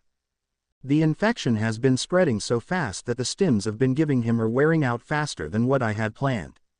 Eventually it will kill him. I rate he has 3 weeks left to live, said Suand, making Rika gain a saddened expression. Then a brilliant idea. Rika, what are you planning? Asked Tsunade, only to have the badass sniper run out the room. Seeing that he has a few weeks left to live, why don't I show him a good time? He is pretty cute after all, said Rika as she went over to Naruto's chambers, which happened to be one of the office room areas of the airport. Walking into the office he occupied, she found Naruto's room to be quite the surprise. Most of her soldiers had their clothes littering the area and toiletries would lay everywhere. But his was different. It was kept neat and tidy as she looked around. The bed was made and the window was open, welcoming in the cool air that breathed past the place. Finding Naruto standing before the mirror with his shirt off, she licked her lips as she took in the young man before her. His back was ripped and a few scars patched his back. Even though there was a big one running along back, it didn't do anything than add emphasis on how defined and rugged he was.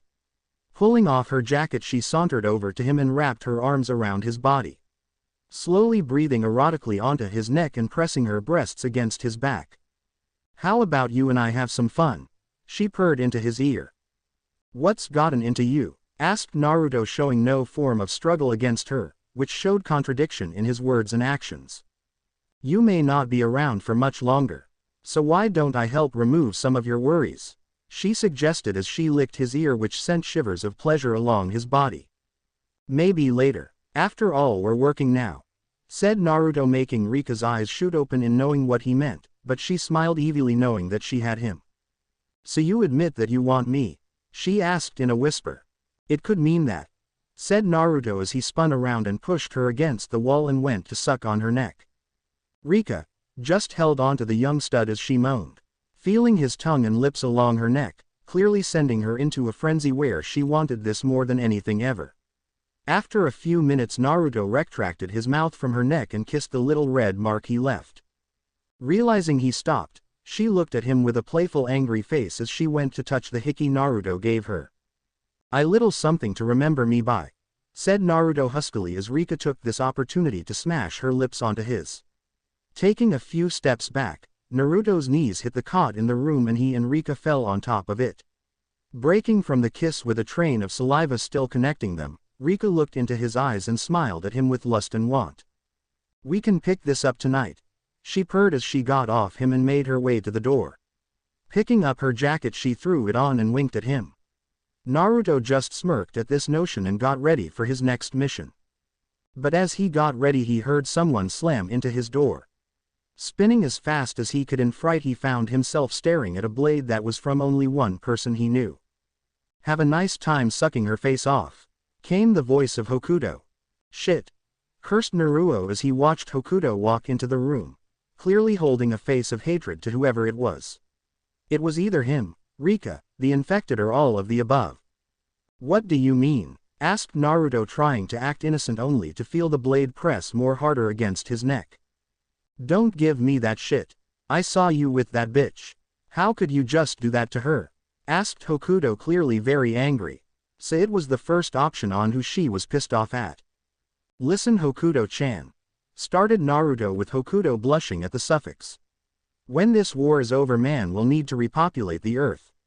So if I wish to have a few more wives than usual, then so be it," said Naruto, only to have Hokuto slam him against the wall. "You wish to put your cock into another woman? Fine, put it in me then," she spat, with Naruto's eyes widening at what just came out her mouth. "Come again?" asked Naruto. "I said if you wish to fuck another woman, why not do it with," trailed Hokuto as she realized what she said. She indirectly confessed to him. What had she done? But before she could think of a way to stop Naruto from thinking what she said at it being simple misinterpretation, she was pulled into a searing kiss from Naruto as he slipped his hands around her body, preferably her waist. Hokuto's eyes widened but soon enough closed as she wrapped her arms around his neck, drawing him close to her as she pushed her mounds against his chest. Deciding to get adventurous, Naruto's one hand left her waist and traveled to her ass while the other moved north to grope her one breast, earning a moan from her. Breaking from the kiss, Hokuto smiled to him, now knowing that he felt the same as her. But just before they were about to continue, a shriek of something horrid piqued their ears. "Zombies!" came a cry from one of the soldiers on patrol. Alerted to the sounds, the two ran out, with Naruto grabbing his coat and ACR and stopping just outside the glass doors as a hunter and brawler plowed through the glass walls, taking down several soldiers with them. "Rika-chan, we must get out of here. We've been compromised," said Naruto, seeing her walk into the room. "Agreed. Get everyone into the Humvees and ensure they don't stop for anything. Here, take this," said Rika as she threw him a .45 Magnum. Liking the gun he was Aloes tossed 72 bullets for the gun. The two sped off with Naruto putting the gun into his pocket and grabbing his ACR from his back and cocked it. The two raced along to the lab where Tsunade was found putting vials of unfinished samples into a case. Looking up, she nodded to them and closed the case. Running out, Naruto spotted a little girl in the distance. She looked to be crying and holding a teddy bear. Spotting another hunter making its way to the girl, he looked to Hokuto. "Ensure everyone gets on board," said Naruto as he zoomed to the girl. Pulling out the revolver, he aimed the gun and fired it. The bullet zoomed past and hit the hunter square in its head. The thing dropped to the ground and died instantly. Taking the girl's hand, the two sped off. "Nee, you will protect me, right?" she asked as they ran. "Count on it, little one," said Naruto as he stopped at the Humvee and threw her in the car. Several soldiers drove along and got onto the mounted weapons on them. Spotting a few infected in the area, they hosed them down in bullets. Hokuto ran alongside Naruto, who was guarding the one Humvee, the one which held the lit girl in it. Something was very wrong. This seemed to be more violent and more aggressive than the last time they were here. But their little crusade of getting away came to a stop when they watched a building come down and block their path. Infects swarmed around the alternate routes and the sounds of a powerful shriek was heard. Looking over to the area it came from, they spotted a monster that they thought could never even exist. It looked humanoid, but it was so deformed it may even give a grown man nightmares at what he was seeing. A.N. Supreme Hunter. Taking his ACR, Naruto pointed the rifle and began to unload on the thing. But the monster let out a low growl as he fired off several tendrils. Eyes widened as the tendrils skewered a few people, converting all of them into biomass. The hunter laughed as it walked over to them. Thinking that he was going nowhere, Naruto threw his ACR into the car and got into a stance similar to that of the Super Saiyans from that TV show he loved so much. "Naru-kun, what are you doing?" asked Hokuto as she sliced another infected in half. Watching the tendrils around Naruto, her eyes widened as the answer came clear to her. Naruto was forcing his powers into overdrive, which would cause him to increase the infection rate of the virus in him. "Naru-kun, stop it, you have to, you will die," said Hokuto. "I don't care, this thing is showing us flames. We must kill it," said Naruto as his claws swirled to life around him but vanished again as they came to life. "I can take him on. Just stop," begged Hokuto, turning to the car to see Tsunade working frantically on trying to synthesize a cure for Naruto. He was surely putting her through her paces with him trying to use his powers again. "You won't even last," said Naruto as he pushed more biomass into his arms, this time causing a half-transformed claws to appear. The full finger blades were there, but half the tendrils were not even there. But with his powers taking on this form, blood flowed down his nose and left eye, showing signs that he was pushing his body to the limit. Hokuto was extremely worried now about him doing this. She could see the blood flowing down his body. She didn't want Naruto in so much pain. And right now he was most likely in a lot of pain. Watching his break into a sprint, she could only stay and guard the convoy as they tried to fend off the enemies of infected coming for him. Things were not looking good at all for them. They just hoped everything was going well with Saya and the others. Right now the group could only stare on in awe as Naruto moved at breakneck speeds, his claws barely holding to stay active as he sprinted. The tendrils swirled in a violent manner as they slowly receded back into Naruto's skin, but was pushed back out as Naruto pushed his body to its absolute limits. Hokuto, watching her love interest do this, shed a tear for him. Seeing him do this while she wanted to help him out, couldn't, as she needed to help the convoy. And on top of that, the miniguns on the roofs of some of the Humvees had run out of bullets. So she had to stay with them. Naruto had arrived at the Supreme Hunter and jumped into the air, only to be grabbed by the thing and slammed into the ground. Coughing up blood as he impacted the tar, he watched as the beast laughed at him through a low growl. Slowly getting up to find that his healing factor was slowly giving out, as the wounds on his body were still there. Sacrificing his left claw to compensate the regeneration factor. Watching as his left arm returned to normal, his eyes widened in shock. When the tendrils that left his skin and returned to be under it, it revealed his entire arm covered in blood. Realizing this, His arm lost all feeling and now hung limply by his side. Great!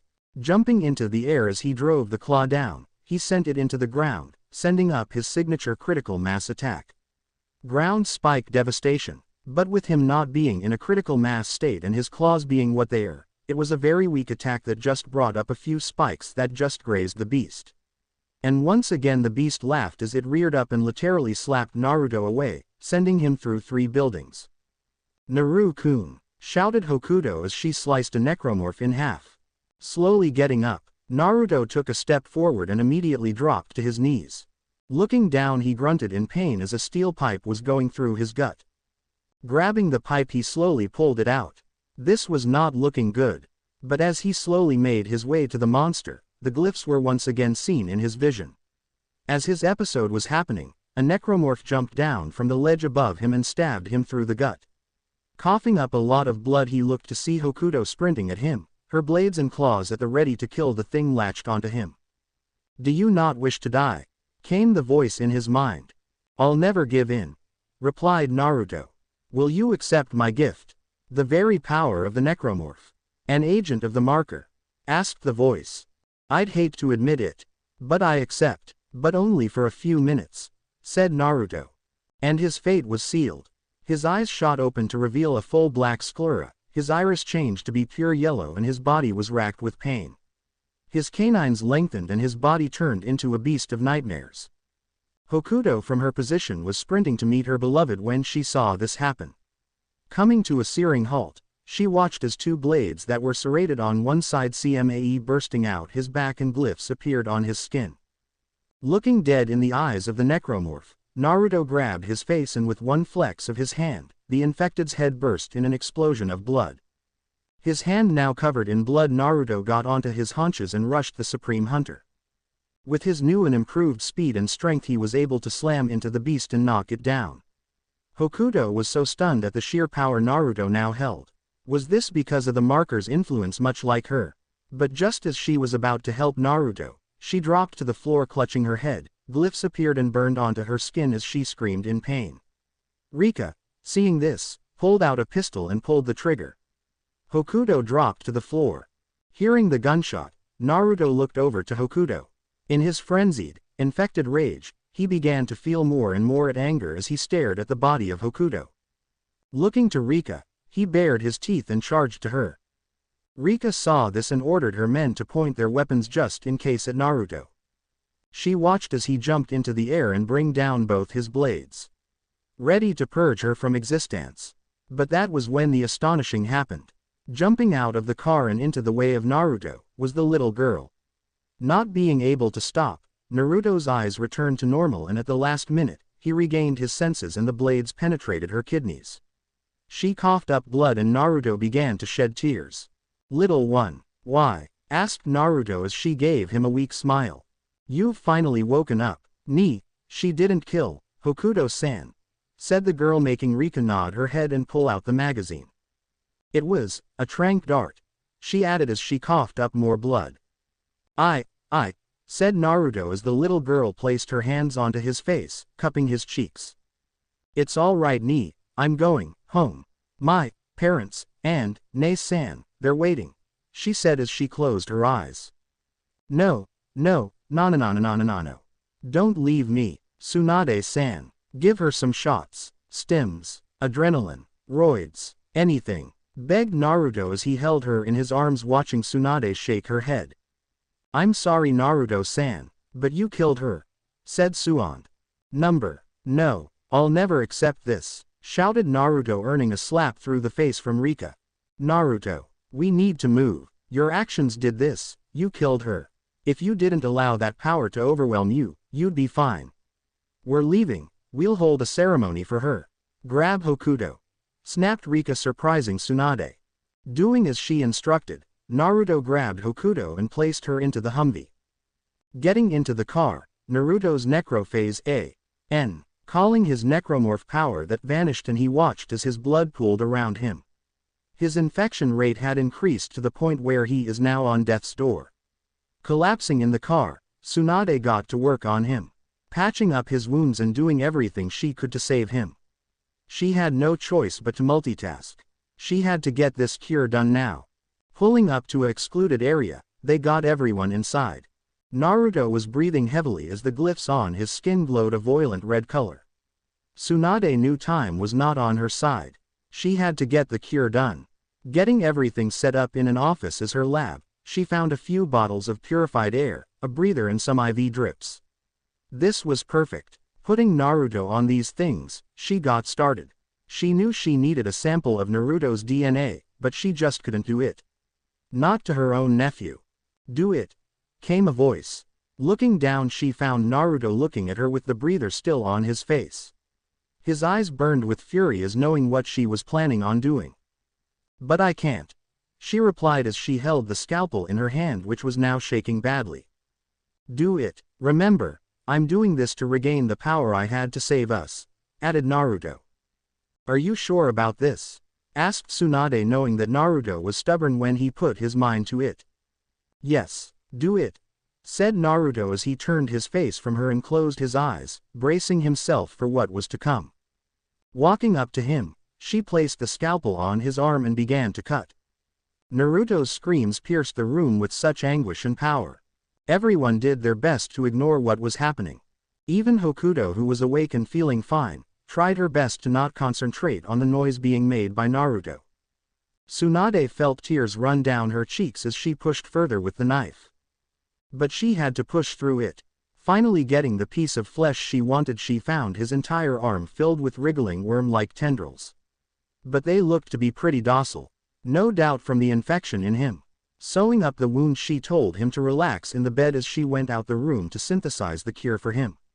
Choosing this to be the best time to get some rest, Naruto closed his eyes to find himself in a dream. He was in a very dark forest, mist rolled in from Kami knows where. Shadowy figures flowed past his vision, whispering things to no one. Naruto, he heard, spinning around so fast he looked as to who said that. But he found no one.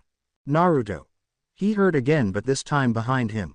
Turning around, he was greeted with the sight of seeing the little girl he killed today run past, laughing as she played with what looked to be a doll. Deciding to follow the girl, he found that it was difficult to move. As if the air itself was tough and coarse, preventing him to move at the usual speed he would. Spotting the girl, he reached out his hand only to hear a cry of an infected out of nowhere, causing the girl to get scared and run off. Cursing his luck, he ran after her. Damn, she moved fast. After a series of twists and turns, Naruto finally had her dead in his sights. Zeroing in on her, he reached out his hand to the crouching, crying girl. Slowly turning around, she looked into his eyes as she burst into flames. Naruto stood there stunned at what he was seeing. Her skin melted, her eyes burned. A grueling sight to see for any person. Make us whole, she screamed. Snapping his eyes awake to find a weight on his chest, he looked down to find a mop of pink-tinted hair on his right side and a mop of purple hair on his left. Both lovely girls had Naruto perfectly pinned and he couldn't even move. Feeling pretty confident at what was going on, Naruto closed his eyes as he wiggled his arms free and brought them close. Though it was very painful for his one arm, seeing that Tsunade did a bit of surgery on it, and his healing factor having repaired a good portion of the wound, he heard them sigh as he fell asleep once again, with both girls sighing in contentness. But in the one office was Tsunade. Shaking her head at what she was seeing, she just knew this was going to end badly. She had managed to power up a computer using a small wind turbine she found on the roof. She felt absolute guilt and sorrow. Reason being was that she scanned the infection rate in Naruto's cells being the good ones of the blacklight virus. And then the ones to help synthesize a cure for the T-virus in the cells of his body using the infected parts. Sadly, Naruto would have to remain bedridden for the time allocated for the healing process to take place. And even that was a big issue. The infection rate of the T-virus was so high in Naruto's cells that she feared the worst, where the cure would just be too weak and Naruto would die. She drew up a probability on the screen, and no matter what formula she used, she always came to the same value of survival for Naruto. It read, survival count, uncertain. That was an extreme value, and she would never know if Naruto would be strong enough. She had to hide this knowledge from Naruto. She just didn't want him to suffer. But he was already suffering, and the way his body was decaying was just further proof that he needed this. What should she do? There were people who loved Naruto, and she knew that if he died, they'd be sad as hell. What was she supposed to do? Waking up to find herself still at her desk, Tsunade stretched her tired limbs. Looking to the right of the desk rested the completed serum, which was the cure for Naruto.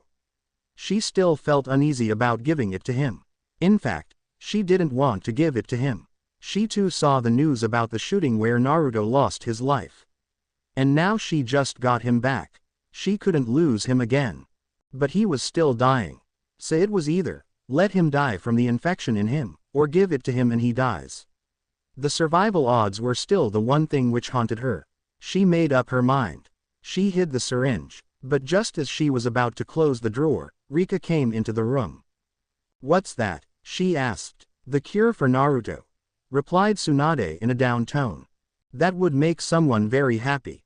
So why aren't you?" asked Rika confused. "Because if I give it to him, he could die. I can't lose him when I just got him back," said Tsunade. "He has to know sooner or later," replied Rika. "I know, but I just can't," said Tsunade. "Anyway, we need to move. Scouts have spotted many brawlers and supreme hunters making their way here. We can't take them all on and Naruto can't afford to go into that crazed form again," said Rika with Tsunade agreeing with her. "I'll pack up the gear," said Tsunade. Pulling the syringe out, she wrapped it up in bandage to conceal it. Putting it in a cooler box, she packed up her stuff and walked over to the Humvee. Standing there was Naruto. His body now had burn marks and his left eye was bloodshot. He looked to be pushing his body to just stand up. Tsunade was racked with guilt on what her nephew was going through. It pained her so to see him in so much pain. "Hey Tsunade-san," said Naruto as he smiled to her, which was strained. "Hey Naruto-kun," she said with a crooked smile as she threw her stuff into the Humvee. "Any progress with the cure for me?" asked Naruto full of hope. "It's not yet done. In a few days," lied Tsunade. She felt awful about lying to him, but she had to prevent him from knowing about the cure being finished. "Well, don't take too long, please," said Naruto. "I'll do my best," said Tsunade as she climbed into the vehicle. Naruto climbed onto the roof and Hokuto drove into a sprint as they moved across the area. Naruto really needed the cure now. He was pushing his body to its absolute limits. And not to mention the transformation he did when he allowed the marker into his mind put a very heavy strain on his body. Coming to a stop and seeing what was in front of them, their eyes widened in fear. Right in front of them was an army-sized horde. Just waiting there. But the one thing that scared them was the fact that there was a super tall infect right behind them. How could a virus make something like that? Goliath. Prototype 2. The minigun spun to life and began to fill the infect full of holes. But the Goliath was not having any of it. Bringing up its super-sized metal thing, it destroyed the one Humvee in one go. Flames and car parts went flying everywhere.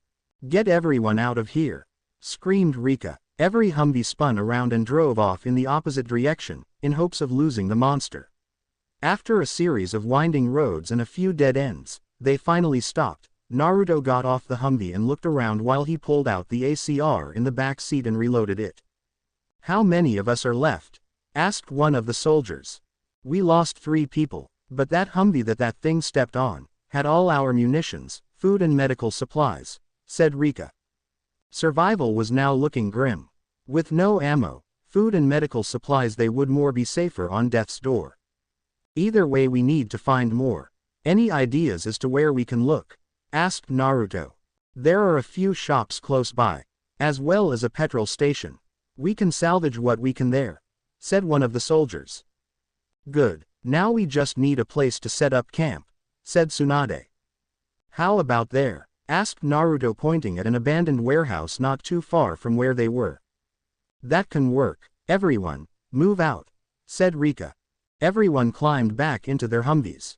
It wasn't much of a far drive. Literally 10 minutes and they were there. Climbing out, they took out their gear and made themselves at home. Spotters were set up on the roof to keep an eye out for any infected or other survivors.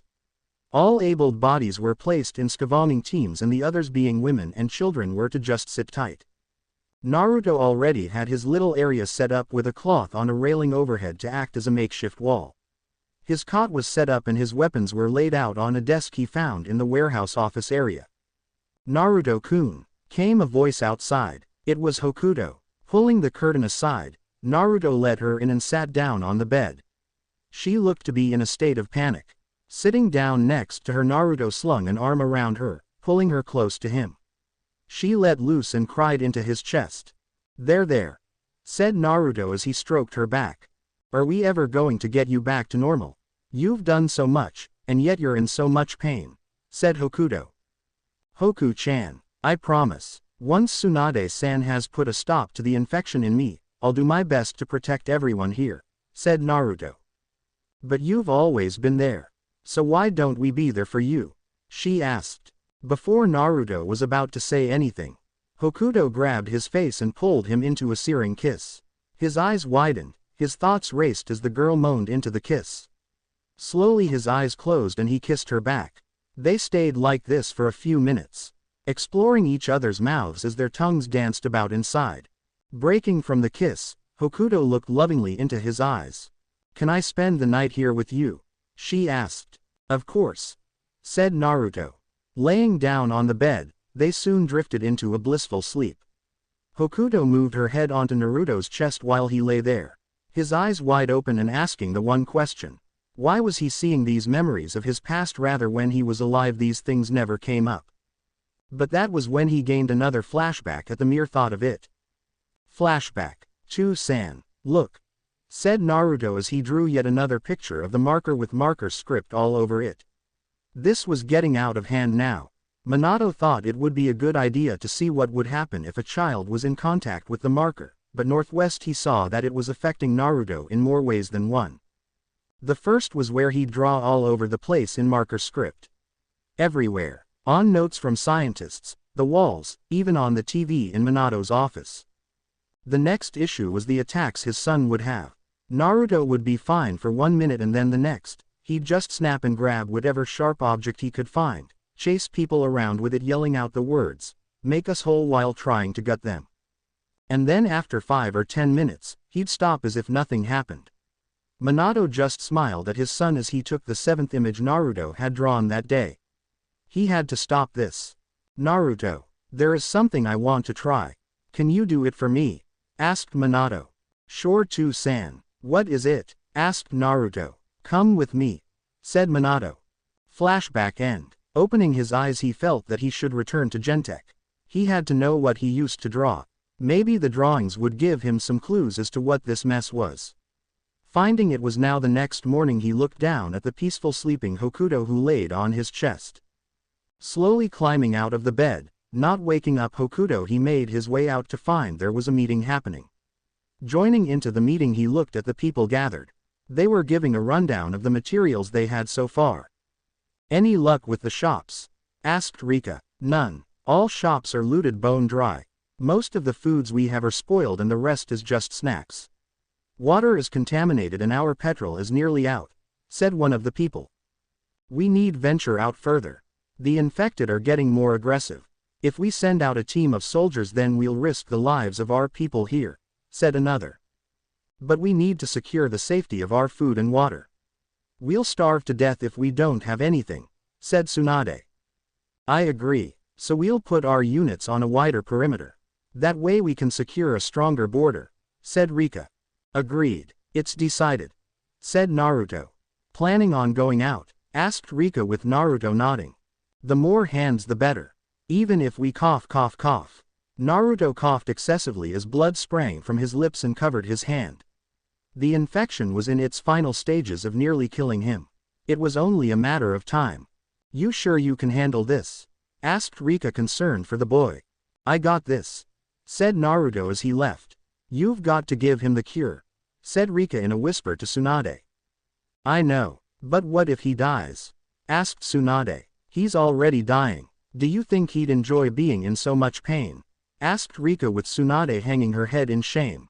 "No, I guess not," said Tsunade as she walked off.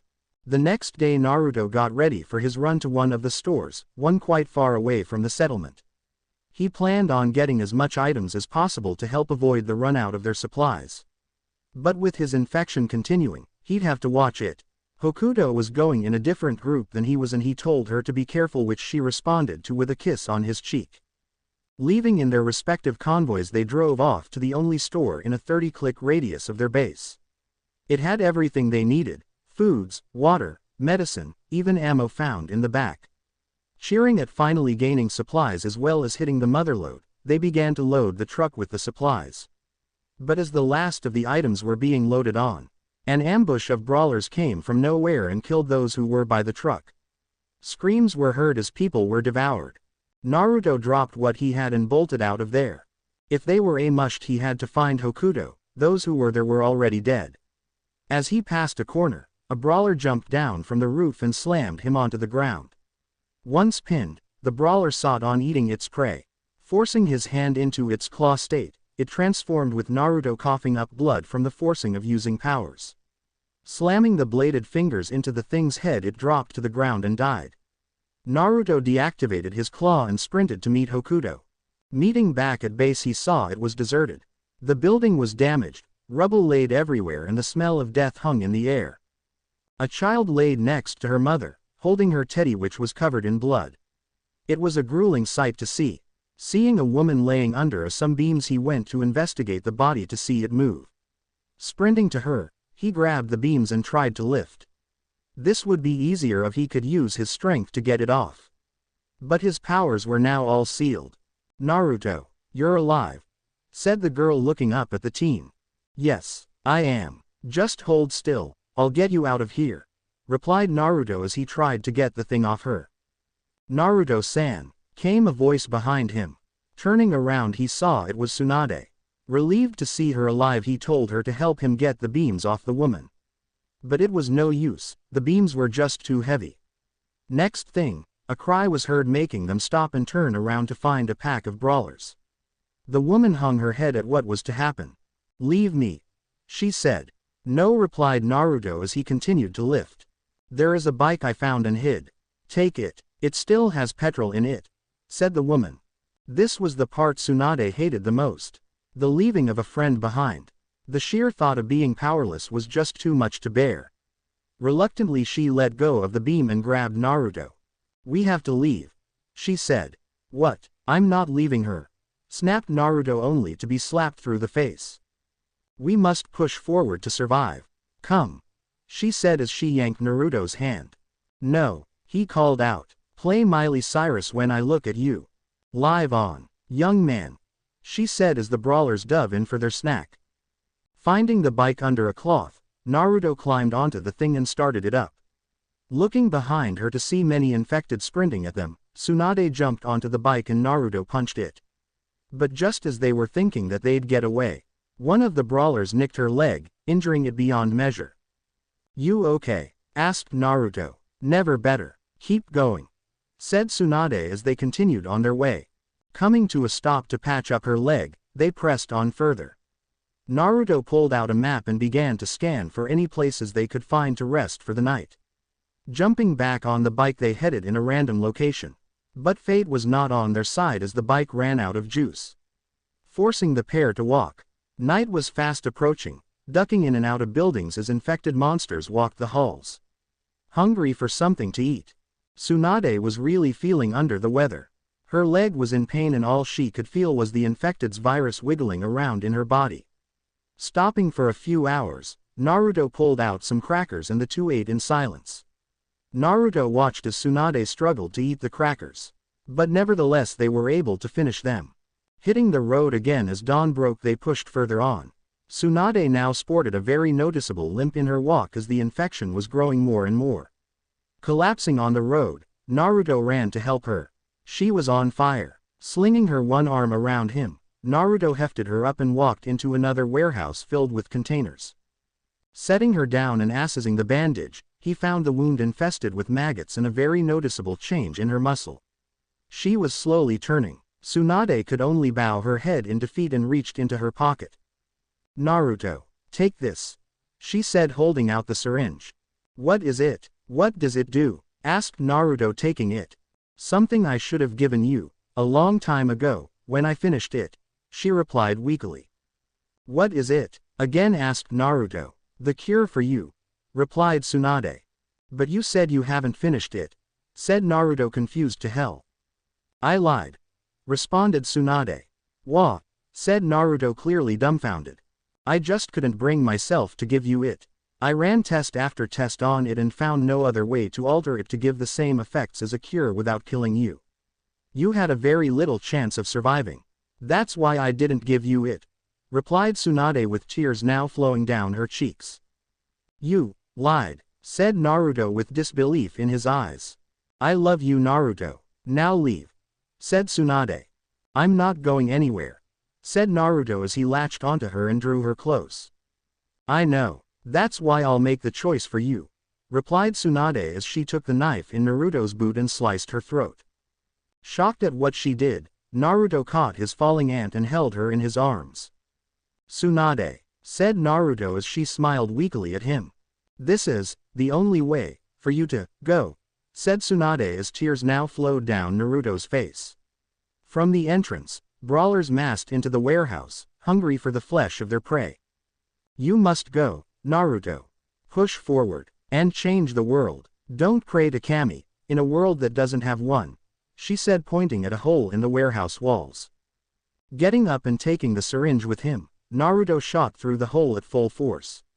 Not even bothering to look back, as he knew if he did, he'd never look away again. Leaving her stranded like that was the hardest thing he had to do.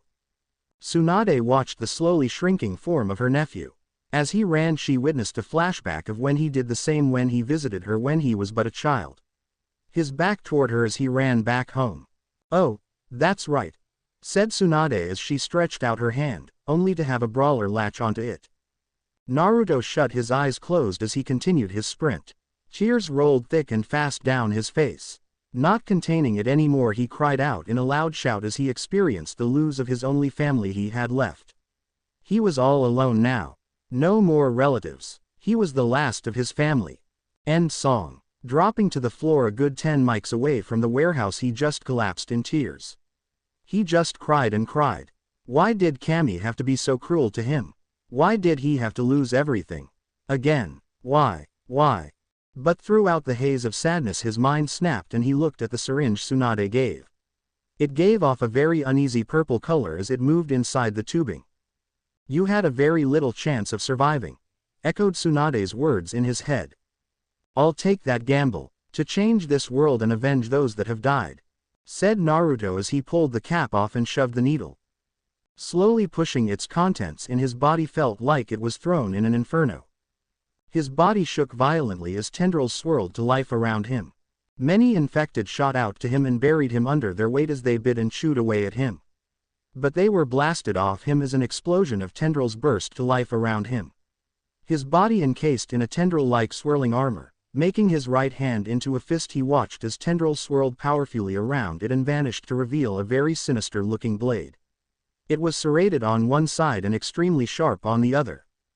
Turning around and spotting a brawler running at him, he charged for the thing, finding his speed was increased to a new unimaginable height. Zooming into the air along with the brawler, they met in the center and ended on the opposite sides of each other. Staying like that for a few minutes, Naruto turned around and the brawler fell into 2 parts down the middle. Yeah, I'm back, baby, said Naruto as his arm changed back to normal and he bolted off to find Hokuto. After a few minutes he found them slowly dying in an office park. Rika was slashed across the chest and she had lost a lot of blood. Hokuto was in the worst of it as she had one of her blades missing and so was her right arm. Half her face was also covered in blood. Both had lost a lot of blood and looked into Naruto's eyes, which were as cold as ice. Do you seek to live? He asked. Slowly nodding to him, Naruto brought out his claws and walked over to them. Reaching into his mind to find that the T-virus bullets that the Dawn shot at him was mutated from the cure Tsunade had created, it now served as a way to infect others and turn them into people like him. Evolved. Slamming his claws into the 2 girls, they screamed in pain as the blades drove further into them. But that was when Naruto began to pump his essence into them. Their eyes snapped shut and their jaws clenched as their bodies were assaulted by the blacklight virus. The wound on Rika's chest burst into a mass of tendrils that began to sew the wound shut, while Hokuto's missing blade reappeared in a swirling mass of tendrils and her right arm appeared as well. After a few minutes, Naruto pulled his hands out of them and watched as their body convulsed and shook. But that died down when they relaxed and snapped their eyes open. Rika's and Hokuto's eyes were dulled much like Naruto's and their skin matched his as well. "Welcome to the other side of the food chain," said Naruto with a grin. Walking along the roads we find Naruto and the two new evolved, Rika and Hokuto. Both were still marveling at what Naruto had done to them. Because of the virus now moving through their veins, they had gained longevity. Even though they could die, they could still hold their own in a powerful fight that they themselves would not win if they were alive. Each of them inherited a very unique ability that was a construct of what they used to be. For example, Rika gained the ability to create biological bullets out of her tendrils and launch them exactly like a bullet. They even moved at the speed of a bullet, faster if she wanted them to. They were capable of penetrating tank armor and even could detonate at will. Hokuto gained the ability to use her necromorph powers in a better field of view. Meaning that when she accessed her powers, she could create a powerful soundwave that would turn any and all necromorph in a set radius that could be changed by her, to be turned into allies and have them fight for her and her allies. Naruto didn't need unique powers as he had all the powers he needed. But the two girls who were busy following Naruto really wanted to thank him for saving his life. No matter how many times they thought about it, the longer it took for them to come to terms on having sex with Naruto. And Rika was now losing it. She wanted Naruto. She needed him. Looking over to Hokuto, she felt that she was in the same boat. "I can't take it anymore," shouted Rika, alerting Naruto and Hokuto.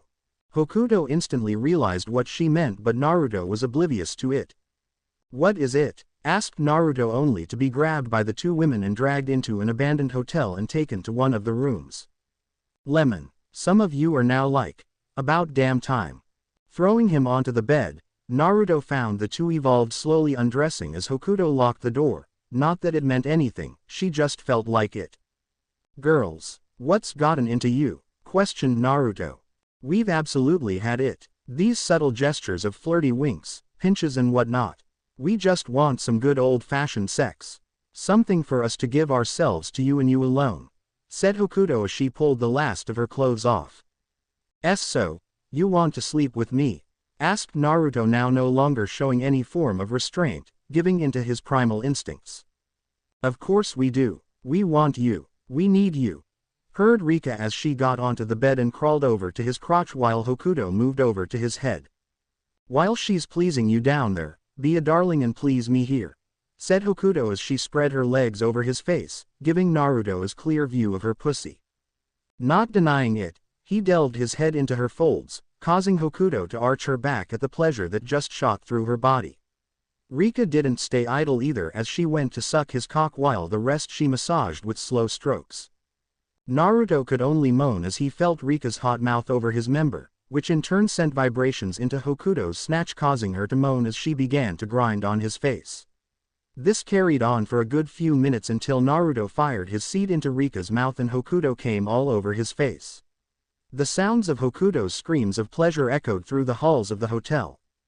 Pulling Naruto's cock out her mouth with a popping sound, Rika licked her lips as she pulled Hokuto, who was shaking with pleasure, off Naruto. "Now it's my turn," she purred as she straddled him.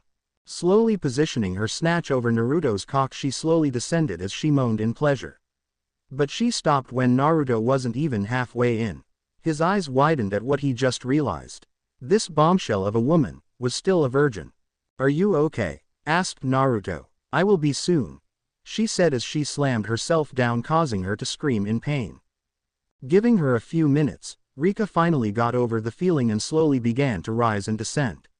Reaching out instinctually, Naruto's hands grabbed her waist and began to help her out. Rika's hands shot out as well and latched onto his chest, slowly cutting his skin, which mended itself every time her nails dug into his flesh. "Oh yes, right there," moaned Rika as she increased her speeds. Hokuto, who had just came down from her high, walked over to the two but was pinned against the wall by Rika's tendrils. "What the hell? Come on," she whined. "Sorry, but it's my turn," said Rika, only to be pinned by Naruto. "Sorry, but it's my turn actually," he said as Rika smiled seductively. "Then what are you waiting for? An invitation? Go on and fuck me," said Rika, giving Naruto the reins. Pushing himself in and out at a comfortable pace, Rika found herself being lost in a wonderful experience. Sure, Naruto was younger than her, but she didn't even give two shits about it. What mattered was the here and now. And right now, Naruto was bringing her to a mind-blowing orgasm. She screamed to the heavens as her legs wrapped around his waist, securing him where he was. Pushing deep into her womb, he fired his seed into her. Painting her walls white, Rika's eyes rolled into the back of her head as her tongue hung out her mouth. Pulling out of her, Naruto watched as she rolled off the bed with a sigh of contentness of what she just experienced. With Rika's tendrils returning to her, Hokuto finally pounced on Naruto. But Naruto saw through this pounce and dodged it, with him now standing behind her, her ass in the air, which he gave a slap to, making her moan from the feeling. "You want my cum?" asked Naruto cockily. "Do it. Give it to me," cooed Hokuto as she shook her ass in the air. Grabbing both cheeks, Naruto pushed himself into her snatch and soon found himself hitting the same barrier as the one he found in Rika. "I want you," said Hokuto, giving Naruto the green light. Pushing past the barrier, Naruto began with slow movements. Hokuto grabbed the bed as she moaned in ecstasy. Naruto reared his hand up and gave her cheeks a playful slap. Hokuto arched her back at the feeling as another moan leapt from her lips. Hokuto truly never felt anything like this. Sure, she flirted with Naruto and sure she found that he wanted her, but she never experienced anything so breathtakingly good. The feeling of having Naruto deep inside her was just incredible. But soon, she felt a wave of a powerful orgasm and came as she screamed Naruto's name. And once again, Naruto fired his seed deep into Hokuto. Lemon end. Pulling out of her, he went to get dressed. Pulling his pants up and then his shirt on next, Naruto looked over to find his now lovers do the same. Rika smiled to Naruto while Hokuto placed a kiss on his lips. "That was magnificent. Thank you," Rika said as she too gave Naruto a kiss. "If this was what sex felt like, I'd done it a long time ago." "Thank you," said Naruto with them nodding to him. Hitting the road again, they soon found themselves once again at the road where Naruto was kicked out by the Dawn. Rika and Hokuto could feel the malice Naruto was producing, and decided to do something about it. Walking up to his, they wrapped their arms around him and kissed him on the cheek. "We'll be fine. After all, we're now like you," said Hokuto. "True, but you were only reborn. You still have much to learn," said Naruto as they walked up the road. With Maya walking along the pathways of the house, Maya looked over the documents she had gotten from Naruto before this entire escapade started. The documents mentioned something about a device that can interface with the marker itself. A sort of hive mind mentality. But there was a serious dead end. It read that in order to fully interface with the marker, one must have been in contact with it. Only one person she knew which had done such a thing. And he was somewhere right now. "Oh, Mayane, what's wrong?" asked Seiko, coming around the corner and bumping into her sister. "I just wonder if Naruto-kun is okay. I really don't want to find out he's been killed," said Maya, bowing her head. "Knowing those bullets I shot at him, he's already dead. Abominations like him deserve to burn," said the Dawn, coming into the clearing. "That's uncalled F." Seiko didn't finish her sentence as a soldier shot through to them and gave them some very disturbing news. The Dawn's eyes widened at what he just heard, but he put on a different expression than the ones on the two girls' faces. Maya and Seiko held faces of happiness while the Dawn sported one of shock and awe. "That's impossible. Never mind. Ready the artillery," he ordered. Walking off to the gate, he had already found the people who accompanied Naruto already standing on the balcony with faces of appreciation and happiness. A flak 88 cannon readied around and aimed at Naruto and the ones accompanying him. "Ready," shouted the Dawn. "Fire!" He barked and the flak fired the shell. The shell sped to Naruto, who looked to be so bored that he didn't see the shell coming for him. And sure enough, the shell made contact and rubble was kicked up everywhere as the shell made a direct hit. But when the smoke cleared, Naruto stood there, the two women no longer holding him, as Naruto's right arm was that of a demonic, sinister-looking blade made of tendrils. "Fool me once, shame on you. Fool me twice, shame on me," said Naruto as they walked over to the gate. "Stop right there, monster," snapped the Don, pointing the same gun at Naruto that robbed Naruto of his powers. That piece of shit again, said Naruto as his arm morphed back to normal. This thing took away your powers. And I'm doing it again, monster, said the Don as his finger began to squeeze the trigger. No, San, don't do it, begged Saya as she sprinted the gate only to hear the gunshot go off like last time. But after a few minutes, Saya looked on along with the others in shock as a tendril-like hand grabbed the bullet in mid-air, as well as in mid-flight, and is now holding the bullet in its fingers. The tendril was connected to Naruto's chest. Oh, I forgot to mention, I am fully capable of ensuring my own safety. Thanks to your little sharp shooting stunt last time, I have a few new upgrades, said Naruto as he walked to the gate and jumped over it. Reacting as fast as possible, the Don drew his katana and swung around him, managing to cut Naruto's throat in the process. Naruto dropped to the floor as he was definitely caught off guard there. Maya and Kyoko screamed in shock as they watched Naruto's body lay there. Rika and Hokuto too jumped over the gate and walked over to the body of Naruto. Rika just shook her head as she kicked Naruto in the chest. Geez, like it, will you stop pretending to be dead? She said, only to have everyone hear a small giggle. But I feel like it, said Naruto as he slowly got up with tendrils shooting out from his neck and sewing the wound shut. But how? Asked the Don, terrified at what Naruto could do. I'm not immortal, just now very difficult to kill. Wounds like that don't even affect me, said Naruto with a smile. Then I offer you a hand. Help us take back this nightmare, said the Don, only to receive a punch in the stomach by Hokuto. You kicked us out for no reason and now you come and state you need our help. How desperate have you gotten? What, run out of supplies? She spat. Easy, Hokuto-chan, but I want to know. Why did you kick me out when you saw I could be, where we could be a powerful asset? Asked Naruto. This war has caused many to feel the brunt of pain and suffering. If the people saw me opening the gates for those who they think are infected, a riot would start, said the Don. You honestly feel that we can infect? I mean, sure, my one upgrade is the ability to infect others now, but that is to turn them into people like me. Rika-chan and Hokuto-chan are living proof of that. So why kick me out? Asked Naruto again as his tendrils swirled around him violently. I don't trust you. Okay, that's why. You corrupt individuals and twist them into your toys. You have turned more and more into those things like these two here. You should have been put down, snapped the Don, only to have Naruto slam his fist deep into his gut, rocketing him into the wall. How many times must I say? That wasn't me, it is someone else like me.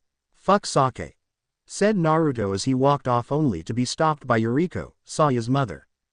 Welcome to our home. Please help us out in our time of need, she said with Naruto nodding to her. I'll help out where I can, said Naruto as he walked up the stairs, only to be tackled by Kyoko and Maya at the same time, sending him back down the stairs. We're so glad you're not dead.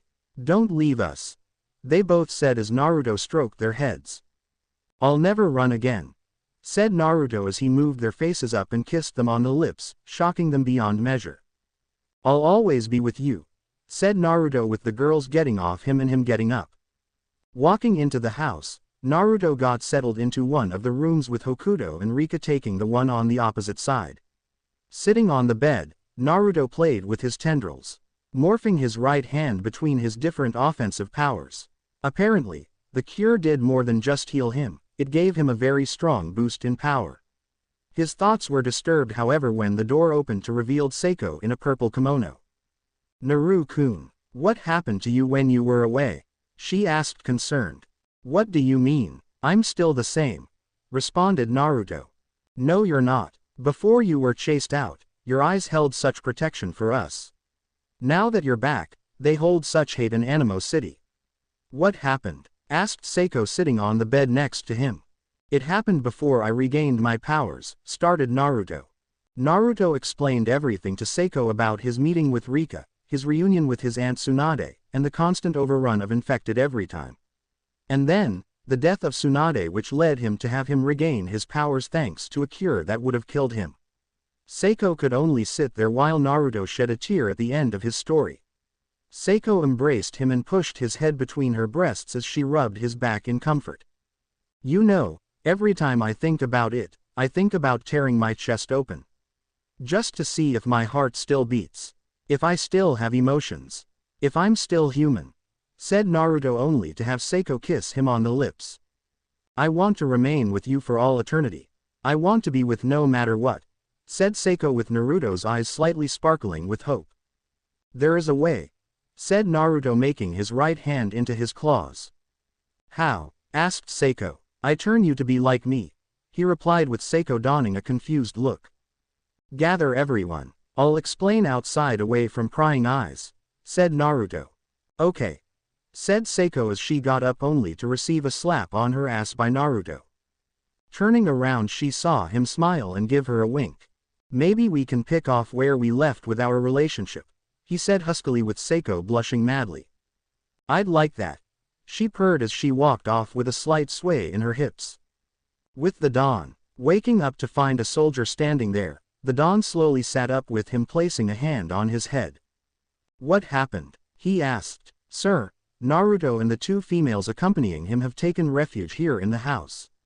They say they won't cause any problems as long as no one provokes them. As well, I heard a rumor that Naruto is planning on doing something to roll back the apocalypse, said the soldier. Really? Well, I can't wait. What else is there? Said the Don. Not much, other than our supply chains have stopped completely, and with no petrol or fresh water, we'll run out in minutes, or days if we stretch, said the soldier. A bad omen. What of recruits? Asked the Don. No one has signed up. Apparently the idea of going up against something like those infected is too much to put their morale in the ground. They feel that we'll be crushed in a matter of minutes, said the soldier before another burst through the door. Sir, we've got trouble, said the soldier pointing at the window. Looking out they found themselves staring at a Goliath infected and some brawlers and hunters. They'd be overrun of sure with a horde this size. Position all troop. Look there, said a soldier pointing. Looking as to where he was pointing, they found themselves staring at Naruto who had his one hand as the blade power with his left hand was the claw. With Naruto. 5 minutes ago. Walking outside, followed by Rika and Hokuto, Naruto couldn't help but feel that if this was the right thing to do. I mean, yes, he saved Rika's and Hokuto's life by turning them into evolved. But what if they didn't want to? What if they wanted to stay human? Either way, they had to know. They had to know what Naruto had done. What he had become, as well as what he had done to them. Stopping behind the wall he found the friends he had gathered waiting for him to arrive. Kota had his arm around Tashimi in a display of protectiveness. It was nice and assuring to see that Kota had grown into a man that he could be proud of. Ah, sorry for making you wait, said Naruto making his way to them. We just got here ourselves. So, what do you wish to talk about? Asked Saya. Well, it's about me. And what I can do now, said Naruto. Well, you can do nearly anything, said Takashi with Rei agreeing with him. It also seemed that Rei totally reversed everything she went by and had gone back to liking Takashi. It was soothing to see that she had changed to be a lot more nicer to the man she promised to marry when they were younger. That is true, but I lack the gift of sharing. But I can do it now. These two fine women are proof of that, said Naruto with Shizuka and Kyoko gaining faces of confusion. How? Asked Kyoko. He turned us when we were close to death, said Hokuto as she shifted her arms into the claws she gained from Naruto.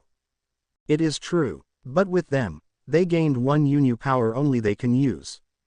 Something that expresses them. For example, Rika-chan here has the ability to use her tendrils and biomass as a weapon. As in she can create bullets or any other form of ordnance. She is skilled in it because she was a soldier for a good while. Hoku-chan here can summon a group of necromorph and use them with her as the alpha. It is the most versatile method ever. Each can use a unique power. And I want to share you this gift. For you to fight at your full strength, said Naruto extending his hand. But just as they were about to do anything about what Naruto told them, Naruto, Hokuto and Rika picked up something. Turning their heads to the direction of the gate, they began to scold. Naru-kun, said Rika. Yeah, I sense it too. They're coming. Let's go, said Naruto with him, Rika and Hokuto walking to the gate. Wait, where are you? "Oh shit," said Tashimi as they went to look and found themselves staring down a horde that they saw they couldn't defeat. Naruto, Rika and Hokuto, now, landing with Naruto on the other side of the gate.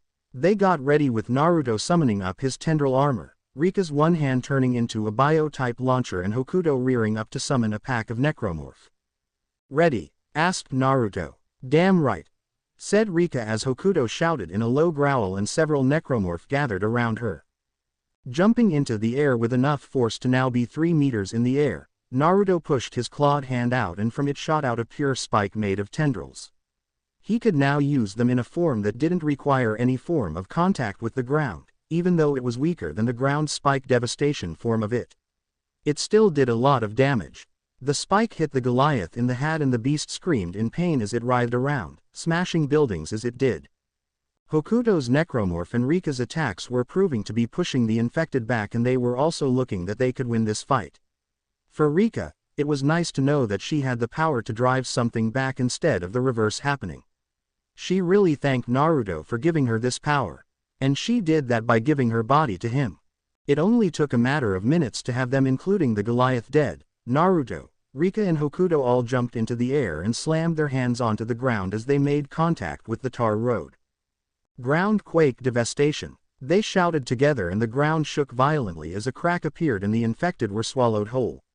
When the final infected dropped into the crack, they closed it up and gave each other high fives. But that seriously took it out of them. Their bodies were worn down and they needed rest. Walking out to meet them, the Dawn was seen being supported by 2 soldiers. Naruto turned to him while he got ready to attack if need be. Naruto summoned up his blade along with Rika doing the same. "Easy, I want you to help us. Please allow us to help with your crusade. As well, I want to know that power of yours," said the Dawn with Naruto relaxing his body, but not his cold glare to the man. "Double-cross me one more time, and I'll butcher you that your next of kin won't identify you," spat Naruto as they walked inside. End scene. So Naruto has come back to the Dawn and what's this? He made the Dawn feel defeated. Now things are getting interesting as Naruto pushes forward with rolling back the infected. As well, he's going to turn his girlfriends into people who are like him with their own Unshu power. As well, here is an omake brought to you by an author who is my best friend. As well, I'm not releasing his name until he says I can. So enjoy the omake. And then Naruto returned to them stronger than ever. Hokuto and Rika were at his sides and they all looked towards Suichiro with murder in their eyes. He realized that he made a terrible mistake as unlike the first time he used them the T-virus bullets have no effect on him. Before Naruto appeared before him faster than he could blink, his brain registered an immense flash of pain before he passed out. He reawakens in his room, surprised to find that he's still alive and that there is a cast around his lower body. He calls out and one of his subordinates enters his room through a door. "Corporal." He manages to get out. "What the hell happened to me?" "Well, sir," said the soldier getting his words out nervously, "after you chased Naruto and his companion off, you gave us the order to let you know if he showed up again. He returned yesterday. We all opened fire using those bullets you had produced but they didn't do anything to hurt him." The Dawn remembered that vividly, the way that Naruto reacted to the bullets, treating them as an annoyance at best or didn't even notice them at worst was a vast change from when 2 bullets had him at death's door that he couldn't help but notice at the time. What has him confused was the soldier's nervousness regarding giving him a report. Well, what did he do? He snarls at the man, both impatient and irritated at how hesitant the soldier was behaving. Realizing that delaying saying anything would not help him, the soldier straightened his back, looked the Dawn clear in the eye and said, "After all the bullets were used up, he seemed to disappear and reappear behind you and punched you in the taint. What? The Dawn stutters out. He normally was very calm and composed but hearing the ridiculous answer from his subordinate's mouth had him briefly flummoxed. That was not what he had expected to hear. On the other hand he now understood the flare of pain he experienced was not imagined. "I said," the soldier got out before he was interrupted. "I heard what you said," his boss shouted out, frustrated that the soldier seemed to think that he need to repeat himself. "Very well, sir," the soldier replied promptly. "Is there anything you require?" he asks. "Can you find my wife and ask her to come see me?" The Don asks, trying to stave off a migraine that was determined to invade and take up an unwanted residence in his skull at the moment. That will be extremely difficult, sir. The soldier replied, sounding several times more nervous than he had sounded earlier. And why is that, Corporal? The Don asked, becoming more concerned than he was earlier. Especially with how this man was acting now. He could honestly say he had never seen such a veteran behave like this before in the 6 years since he had recruited him. So seeing a normally calm and collected underling act like this usually mean that he probably wasn't going to like what he was going to hear. Well, after you passed out from the attack on your person, she went with him along with your daughter to Saya's room. After about a day, one of the guys went in to see if they needed anything. He opened the door and noticed several articles of clothing sprawled out across the room. The soldier manages to get out with a straight face. Although one would argue that it was likely his fear of his boss's reaction that was counteracting any feelings leaning toward shamelessness. He presses on, seeing the look of shock that was slowly growing on the Don's face. Not all of them were female clothes. He noticed several pieces of clothing belonging to Naruto as well, including underwear, and when we looked further we saw Naruto, Saya Dono, and Yuriko-sama in Saya's bed without any form of clothing on and a smell that made him very uncomfortable. He manages to get out before his boss could reply. The Don's face had taken on an interesting color by this point. Earlier he's woken up to find he was alive. He was in a body cast from the waist down, that he had been incapacitated in an incredibly humiliating fashion in front of dozens of his men who had likely spread what had happened, and now he learns that not only did the brat he had shot have sex with his daughter, but his wife as well. He did the only thing a man could do in that situation when having such a load of information dumped on him. He fainted. Walking back into the house, Naruto plopped down on the bed as his friends and girlfriends came into the room. Rei was more cuddly than ever with Takashi. It was nice to see them like this. But it was more than just hanging onto each other. Getting the idea of what happened, Naruto smiled cheekily at them while they donned looks of confusion. "What?" asked Takashi. "Nothing," said Naruto as he looked away. "So, you wanted to turn us right?" asked Kyoko as she sat down next to Naruto. "Yes, with my new abilities, I can turn you into, well, me. It is permanent and cannot be changed. The pros and cons are as follows. You'll gain the ability to consume and take on the forms of others. Have amazing powers and all your strengths increased to unbelievable heights. Con. You will be tapped into the marker mind as I am along with Rika-chan and Hokuto-chan. The voices can be dulled out with practice, but when you have just been reborn, they will extremely loud. As well, you will have the constant web of intrigue as this is because you gain the memories of the people you've consumed. I won't hold it against you should you choose to not be turned," said Naruto as each of them donned a face of concentration. "I'll do it," said Shizuka, putting her hand up. "Are you sure?" asked Naruto, looking at her. "Hi, I sure as hell don't wanna die right now. If that virus thing gives me the ability to resist it completely, I'm all in," she replied with no hesitation. "I'm in too," said Takashi. "And so am I," added Rei. Slowly each of them agreed to be turned into what Naruto, Rika and Hokuto had become. They wanted to survive this war. And what better way than to have all the cool toys? Sure, the cool toys was the ability to morph one's limbs into monstrous things, and turn into someone's deceased friend or lover, then sure. Those odds of being bitten and not turning was looking very alluring. "Very well, I'll turn you into an evolved. Come in one by one," said Naruto, making them confused. "Why?" asked Saya. "Because the turning is very gruesome. When Naruto-kun changed myself and Hokuto-chan, the virus in a sense ripped us apart on a molecular level. But restitched us back together again. It's just that you don't have to see someone else, writhing on the floor in pain as they turn," said Rika with Naruto nodding. "Okay, let's do it," said Maya. "Excellent, Kyoko-chan. I'll start with you," said Naruto. "Right," said Kyoko as she got ready while the others walked outside.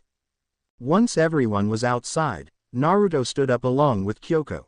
Morphing his right hand into his claw, he looked to her to see her worried face. Walking up to her, he placed a hand on her cheek as caressed it. She moaned as she leaned into the hand lovingly. "I'll make this as painless as possible," said Naruto as he brought his face close to hers. Feeling each other's breath against each other's lips as their mouths were only inches apart, Kyoko closed her eyes as she let Naruto mesh his lips with hers. Moaning into the kiss as she felt Naruto's tongue enter her mouth, she threw her arms around her. Naruto, seeing this was his K, reared his claw back and slammed it into her gut. Kyoko's eyes shot open as she felt something worm its way into her. Breaking her hold on Naruto, she stumbled back as the feeling stopped. Looking down to find no wound, she looked to find Naruto smiling to her. Smiling as well, she walked over to him and kissed him again. "Welcome to the top of the food chain," chimed Naruto as he gave her ass a playful slap as she left the room. "Glad to be here," she said seductively. Next entered Saya. Naruto sat her down and did the same as he did with Kyoko. Kissing her on the lips, he slammed his claw into her and the transition was completed. Due to the people being still alive, it happened rather quickly. Hokuto and Rika were different as they were dying and the virus had to bond while repairing damaged tissue at the same time. With Saya now turned, it was Shizuka's turn. It was a little hard for Naruto to turn her as when he did the same approach as he did with Kyoko and Saya, she became very clingy to him. And with those melons being shoved in Naruto's face, it was extremely hard to try and pry her off so he could shove his claw into her. Not that he was complaining. Sighing and settling on shoving it into her back, Shizuka gasped from the feeling as she felt what could be a worm moving inside her. But soon enough, she became an evolved. One by one every one of Naruto's friends went inhuman, but came out evolved. Now that each of his friends and girlfriends were turned, Naruto began to teach them how to use their powers. First thing was first, they were to be accustomed to their new strength. We now find them in the backyard with a tank that Naruto had requested from the dawn, powered down behind them. "Right," began Naruto.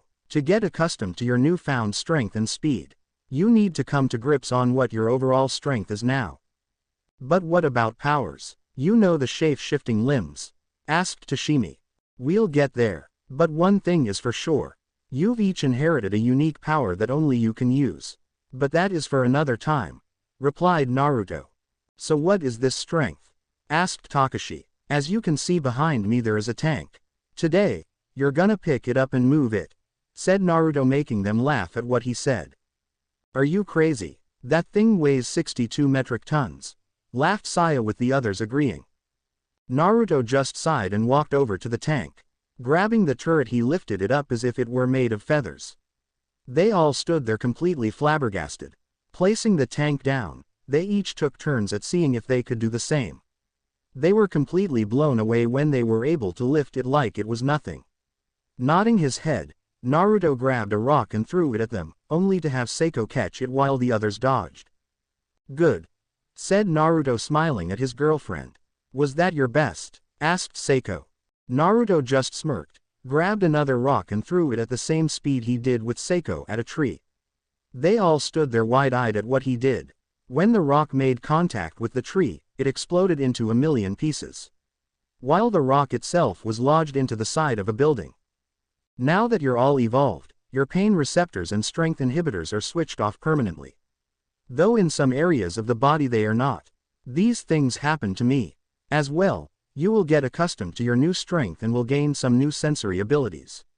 That's it for today," said Naruto, walking into the house. As he walked down the hallways, he felt a tap on his shoulder and turned around to find Maya standing there. She was the last to be turned into an evolved and she was really thankful for it. But there was something gleaming in her eye. "What's wrong?" asked Naruto, only to be pushed against the wall by Maya. The lust in her eyes now clearly visible, and Naruto realized where this was going. "I want you," she said as she pushed her body against his. Lemon. The door to Naruto's room flew open and Naruto and Maya were seen kissing as they stumbled into the room. Breaking the kiss and pushing Naruto onto the bed, she went to lock the door while Naruto lay there looking at Seiko's gorgeous sister. Taking off her top, she let it fall, exposing her D-cup breasts and her smooth skin. Naruto's member soon stood at attention as he watched her strip before him. Once fully nude, Maya got on her hands and knees and crawled to him in a seductive manner. Reaching between his legs, she unzipped his pants and freed his cock from its confines. Her eyes bulged at how well endowed he was. Licking her lips as she pumped him, she was rewarded with a moan from him. So big, she cooed as she took the head into her mouth. Naruto threw his head back as he felt her tongue swirl around the length of his member.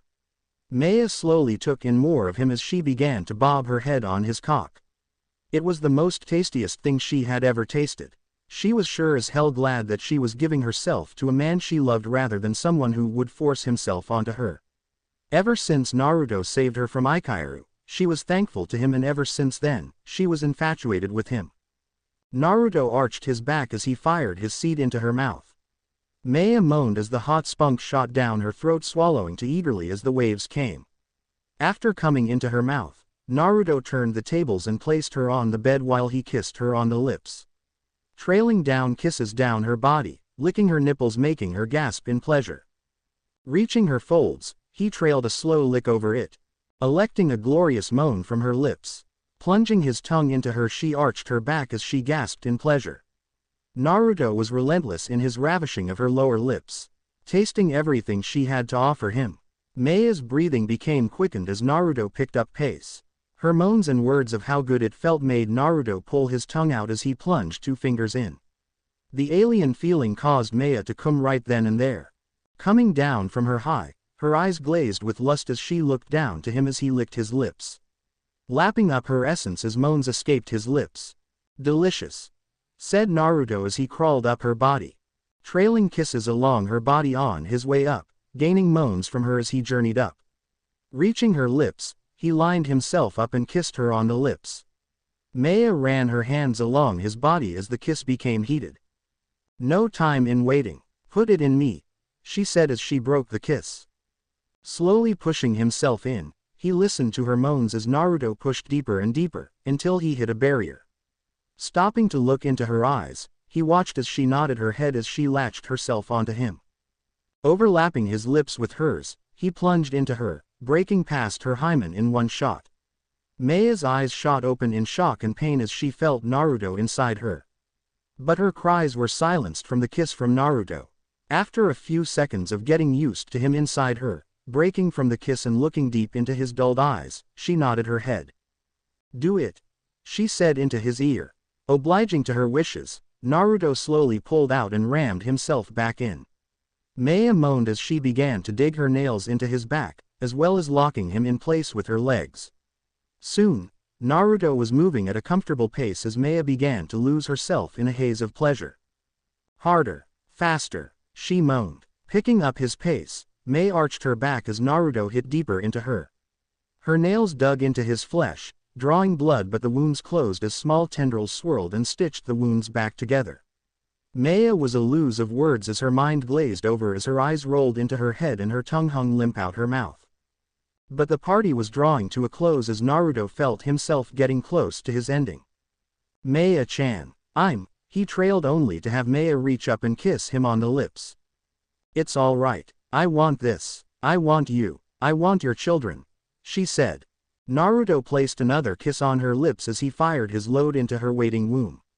Maya moaned into the kiss as she felt Naruto's load inside her. Lemon end. After coming for a full minute, Naruto broke the kiss with Maya as he pulled out of her. Maya breathed in a sigh of contentness as she snuggled onto Naruto's chest. She moaned as she felt Naruto reach around her and draw her closer and run his fingers through her purple hair. "You'll take responsibility for this, won't you?" she said as she looked up to see him smiling. "I'll always take responsibility," said Naruto as he kissed her on the lips.